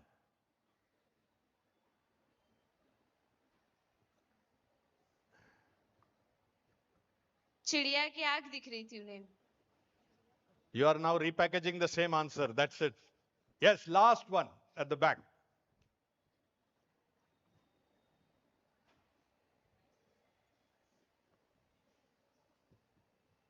Arjun said उसको सिर्फ मछली की आंख दिख रही है, बाकी कुछ भी नहीं दिख रहे. This was the answer that Duryodhan gave. मुझे सिर्फ मछली की आंख नजर आ रही है. बाकी कुछ नहीं नजर आया. Yeah, the correct answer is Arjun said मुझे मछली के आंख के अलावा कुछ नजर नहीं आ रहा. That's the answer to distraction. That other than my goal, I cannot see anything else. Focus is never ever defined by what you are focusing on. It is defined by the temptations you are willing to let go of to focus on what you are focusing on. So that is the answer to distraction, that if you say मेरे को सिर्फ मछली की आंख नजर आ रही है, that is only half the statement. The correct statement is मुझे मछली के आंख के अलावा और कुछ नजर नहीं आ रहा. I see nothing else. I can only see the fish's eye and nothing else. That is the answer to distraction. Thank you, sir. Thank you. Jai Last sir. question. My answer is a bit different. I mean the question. Okay. What is the most difficult decision you have had to make under pressure, and how did you handle the uncertainty that came with it? That is a very tough question because I don't think anyone can qualify. At least I can't, that this was the toughest decision I took. I really can't put my finger to it. Having said that, I think the real tough decisions in life are not between a right and a wrong. That's a very easy decision. The tough decision is between one right and another right. And the really, really tough decision is between one wrong and another wrong. And very often when you come to a seniority, when you become to a certain seniority, the good, bad decisions will not even reach you, because that will be taken care of by an SOP or by a person down below. The decisions that will very often reach you will be the ones that are between two bad decisions, which is why nobody else is wanting to take them. Because no matter what decision they take, they will leave a certain demography of your command disgruntled. Right?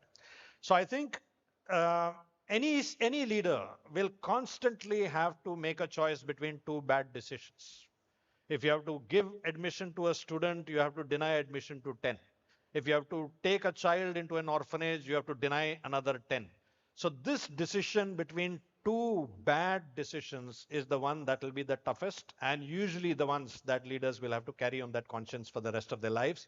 And that is why leadership is a more difficult thing to do than deciding between right and wrong. That can be done at any level. It's when you come to a level where you have to take leadership decisions, it usually will be between one wrong and another wrong, and you will have to choose the one that causes less casualties, the one that has less people dead, the one that will be in the long term the better thing to do. Thank you so much, sir. Thank you.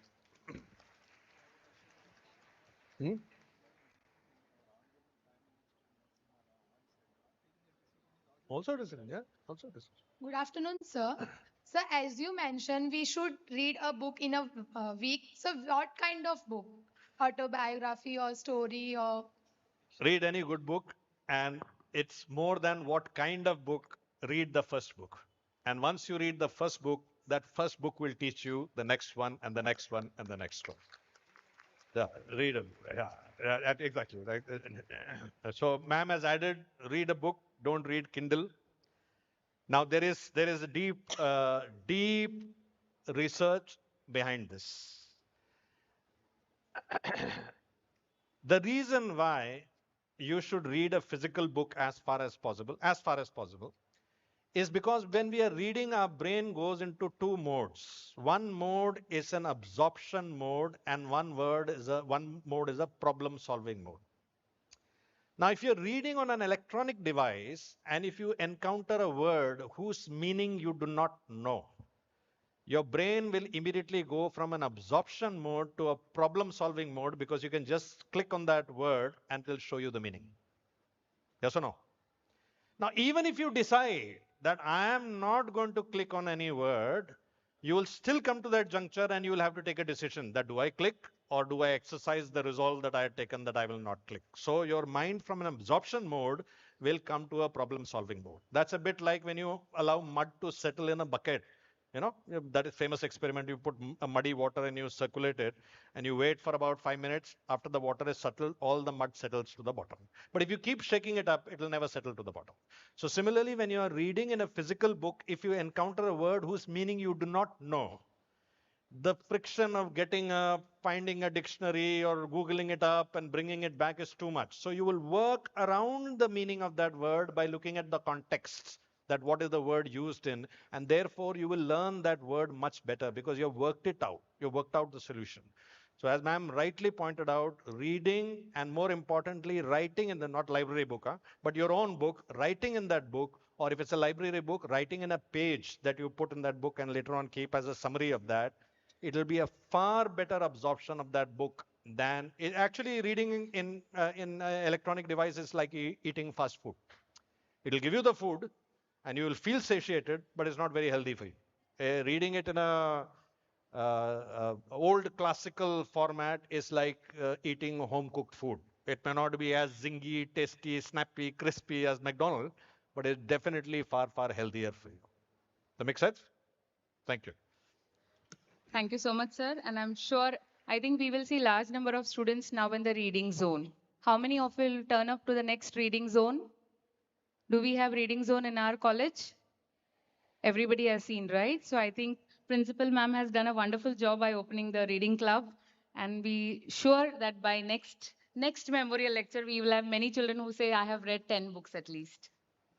Beginning with book 1. Moving ahead, I invite Dr. Nisha Pillai to present the Excellence Awards 24-25.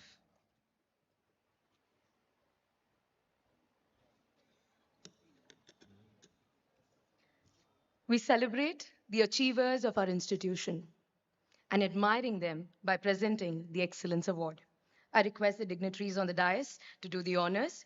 Shri P.V. Subramaniam Award has been presented to Pandey Sneha Arjun for securing the highest score in the Bachelor of Commerce examination for the academic year 24-25. Big thundering applause, students. Yeah.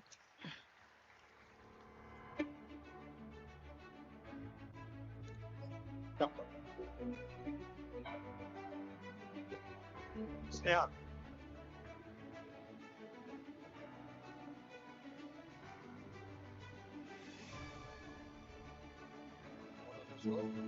What was your percentage? Wow.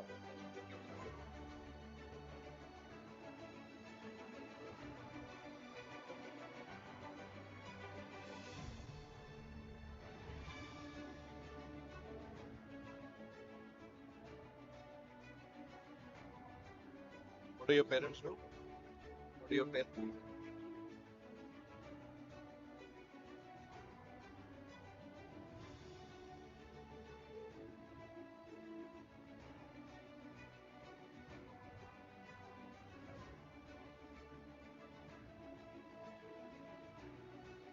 Shri P.V. Subramaniam Award has been presented to Kadam Shravani Mahindra for securing the highest score amongst all self-financing undergraduate and postgraduate programs for the academic year 24-25.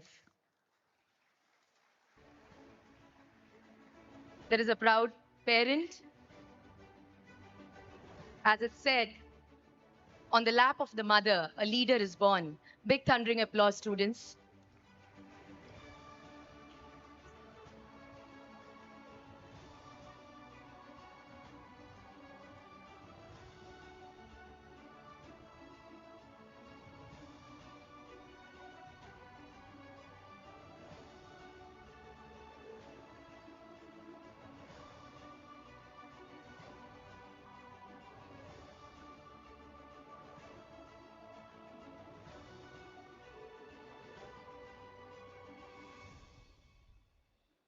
Srimati Sita Sundaram Award has been presented to Singh Shreya Pradeep for securing the highest percentage in the HSC examination arts stream for the academic year 24-25.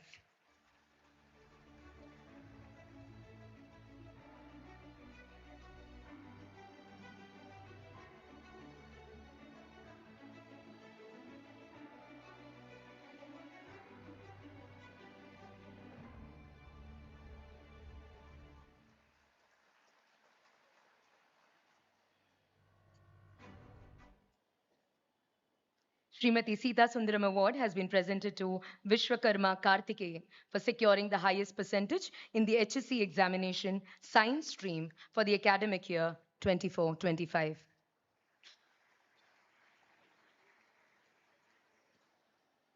I request the teachers,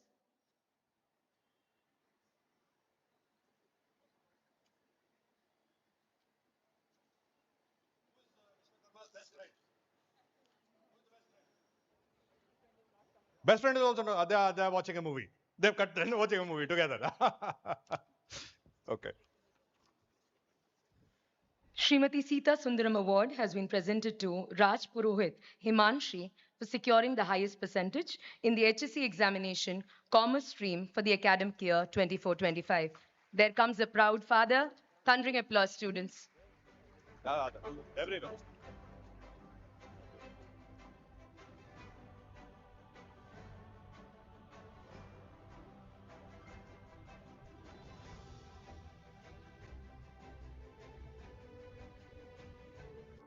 Srimati Sita Sundaram Award has been presented to Patekar Renuka Jayesh for being the Sanskrit language topper for the academic year 24-25.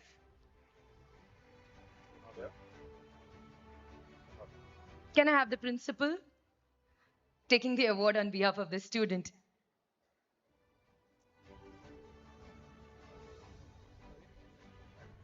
As a subject.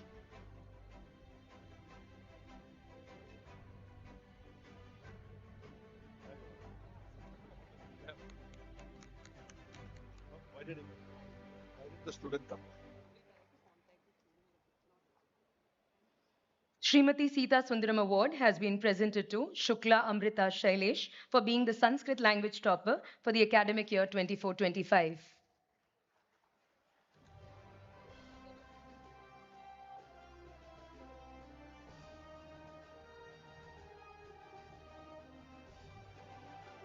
There's a proud mother on the dais. Many congratulations.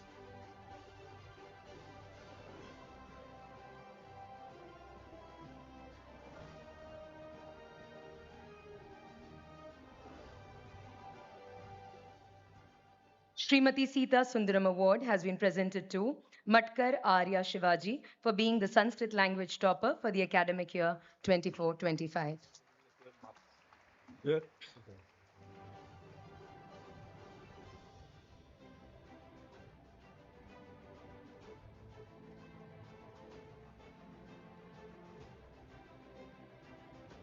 Well done. Shri V.K. Sundaram Award has been presented to Udyavar Kavin Pradeep for outstanding exemplary performance in co-curricular activities for the academic year 24-25. He's also the president of the Students' Council, and he has bagged the Best Boy Award yesterday in the prize distribution ceremony.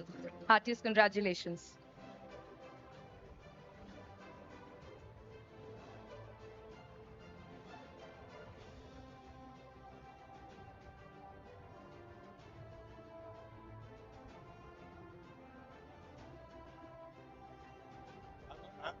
I'm going to give it to your father. He deserves it. Huh? Please, come here.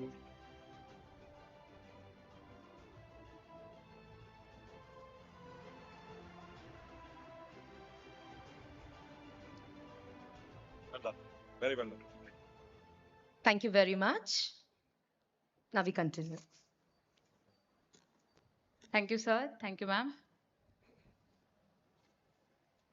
So,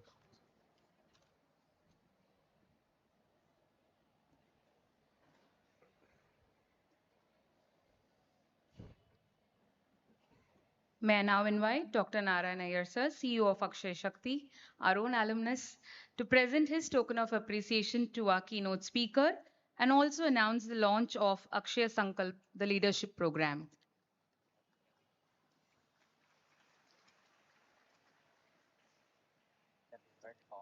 Yes.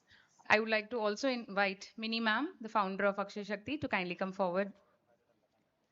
And the ambassador, Lata Madam. thank you. Thank you very much. I'll come.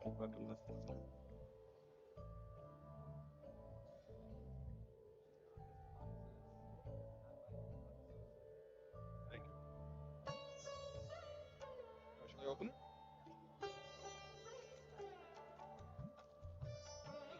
unveiling of the painting. Thank you so much. Beautiful. Thank you. Thank you very much. Thank you.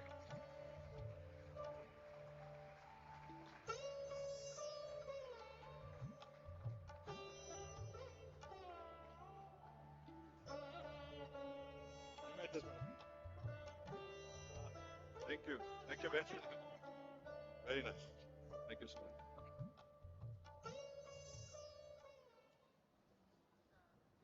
All power is within you. Thank You can do anything and everything. If you would have walked up to the office of principal ma'am, you would have seen this photograph where Swami Vivekananda had said that all power is within you. You can do anything and everything. And of course, in junior college and school, you can say, arise, awake, and stop not till the goal is reached. The words of Swami Vivekananda, and all those things what our captain said today, years back, Swami Vivekananda said that the leaders are all created and more leaders are sitting over here. And from Akshay Shakti, the organization which is with a motto to help, heal, educate, and empower, we are launching a program called Akshay Sankalp. Akshay Sankalp with a mission to Viksit Bharat 2047. And Sankalp is students are nation's knowledge, aspirations, leaders, and progress, where we are going to engineer the knowledge bank and going to reach out to the students across the country. Through the earlier program, we have already reached out to 200,000 students, and we are going to redefine the entire program with a mission of Viksit Bharat 2047. A quote for our great captain said today, यूं जमीन पर बैठकर आसमान क्या देखता है, पंखों को खोल क्योंकि जमाना उड़ान देखता है. ताली बजी जाइए. लहरों की तो फितरत है शोर मचाने की, लहरों की तो फितरत है शोर मचाने की, मंजिल उसी को मिलती है जो निगाहों से तूफान देखता है. Thank you.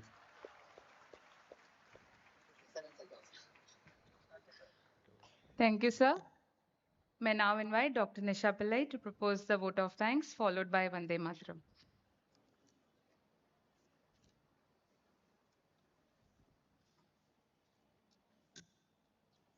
We have come to the concluding moments of the 7th annual Srimati A.A. Saraswathy Memorial Lecture, our flagship program. Gratitude is a memory of the heart. Gratitude unlocks the fullness of life. It turns what we have into enough and more. First and foremost, I would like to express my heartfelt gratitude to Captain RAGHU sir for gracing this event with his insightful perspective. He's truly a testimony of how mindset is an anchor and how ambition can be shaped with integrity. Thank you so much, sir, for sharing your valuable insights to our students. What is most important is where you fix your mind into and where you make your mind dwell on. So your presence has truly elevated the significance of this gathering. I'm extremely thankful and extend my gratitude to the family members of Honorable Justice Radhakrishnan. Sir, we are indeed grateful because this entire idea of the memorial lecture, this entire seed that is nourished into a tree is only because of that thought process which has blossomed. And we have so many out here listening, learning from this entire conversation. I extend my warmest thanks to the esteemed guest principals of various colleges and schools across Mumbai, representatives from various NGOs, our alumni members of sister institutions, our academic and non-academic partners, our special guest for your presence, time, and unwavering support. We are deeply grateful to each and every one of you. We have received an overwhelming response from all our well-wishers, and due to paucity of time of our large guest list, I'm unable to thank each one of them individually. My sincere thanks to the management of our Vivek Education Society for their guidance and a wholehearted support at all times. I extend my gratitude to my principal, Dr. Vijayata Shetty Madam, for being a torchbearer for all the flagship programs that we have held in our institution. I also extend my thanks to Bengali decorators, canteen services, sound services, and the security service. A heartfelt thank to all of my teaching staff and non-teaching staff, our student volunteers, our support staff who has worked tirelessly behind the scenes to ensure the smooth conduct of every aspect of this program today. As we conclude this event, let us carry forward the knowledge, the insights, the connections that we have gained. We look forward for further collaboration. I conclude with Sanskrit shloka from Bhagavad Gita, कर्मण्येवाधिकारस्य मा फलेषु कदाचन मा कर्मफलेः तुर्भुर् मा ते सङ्गोऽस्व कर्मणि. You have the right to work only, but not the fruit thereof. Let not the fruit be your motive, and let not your attachment be to any inaction. Everything that is happening today or has happened and will be happening is orchestrated by the Almighty.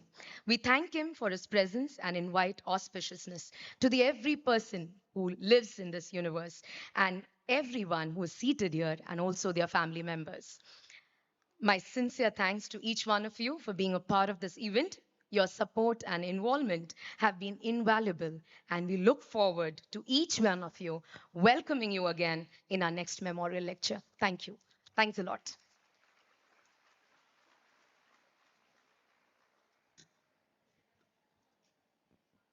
All students are requested to not leave their seats till it is announced further. Wait for further instructions before the entire program ends and our chief guest leaves the campus. Before we come to the formal end, I would like to also felicitate Mr. Simon Raman, son of our captain Raghu Raman. And I request our president sir, our vice president sir, to welcome him.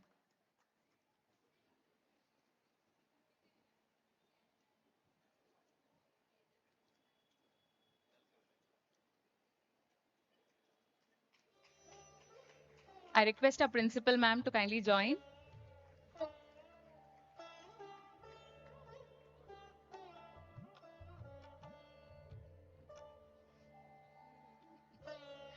That's so sweet.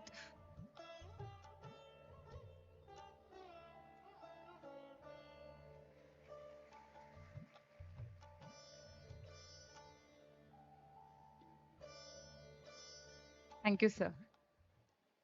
Thank you.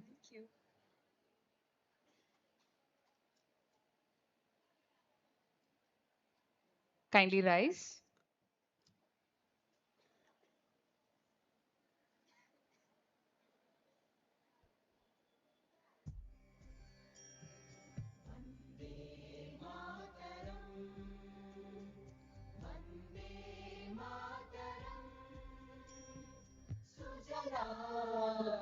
Suphala मलयज Sheetla सस्य श्यामला मातरं वन्दे मातरम् शुभ्रज्योत्स्ना पुलकितयामिनी फुल्लकुसुमित द्रुमदलशोभिनी सुहासिनी सुमधुरभाषिणी सुखदां वरदां मातरं Vande Mataram Vande Mataram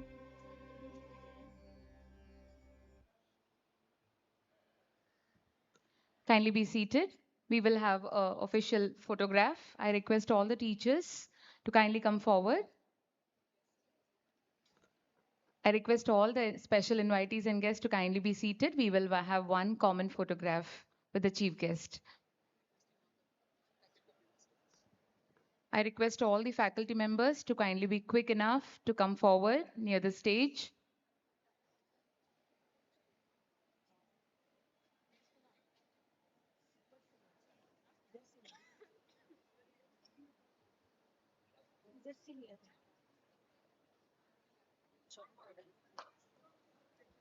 I request all the students to kindly be seated. We will have a common photograph.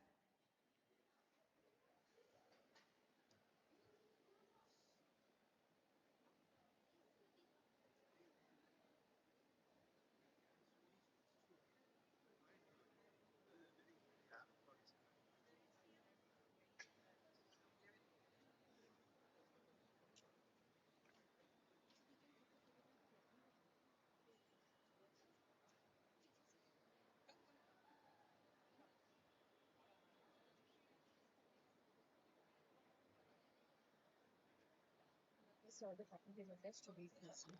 I once again request all the faculty members to kindly come forward for a group photograph.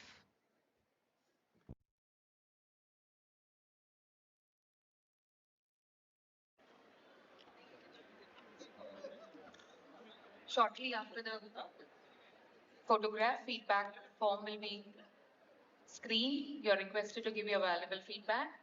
On January 19th and 20th, we have eCells eNexus 3.0. We request all the colleges, students who have come from different colleges to kindly come forward and participate. It's an open invitation.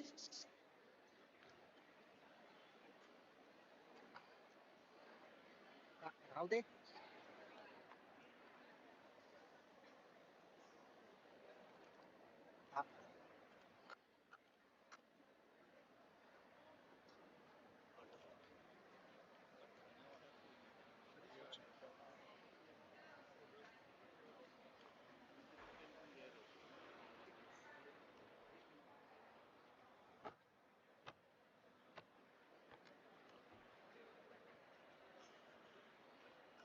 Sir.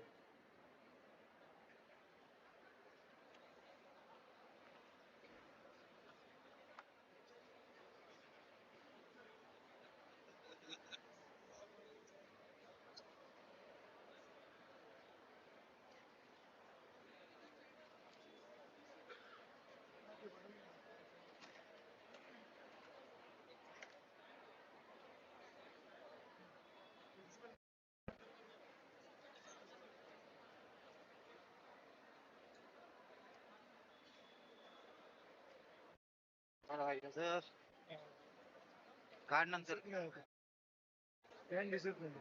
हा card नंतर आता तू उभे राहिले उभे राहा इकडेच ठेवावं लागेल हा ते काय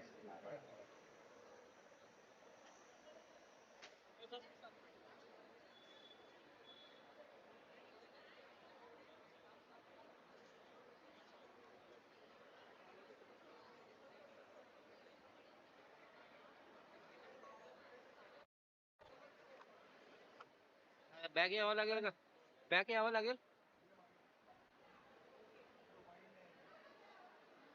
आता पुढे जायचं सोडून मागे येतो काय रे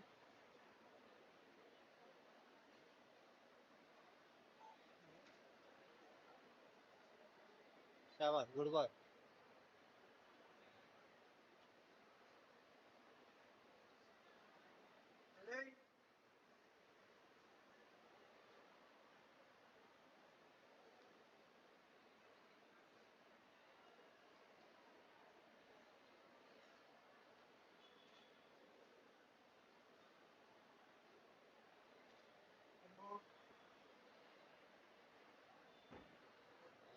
की नाही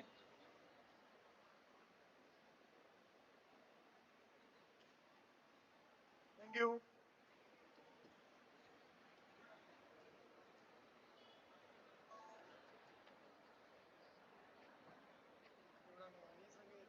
कितना प्यारा आवाज है माझे कमरेची लागली वाटते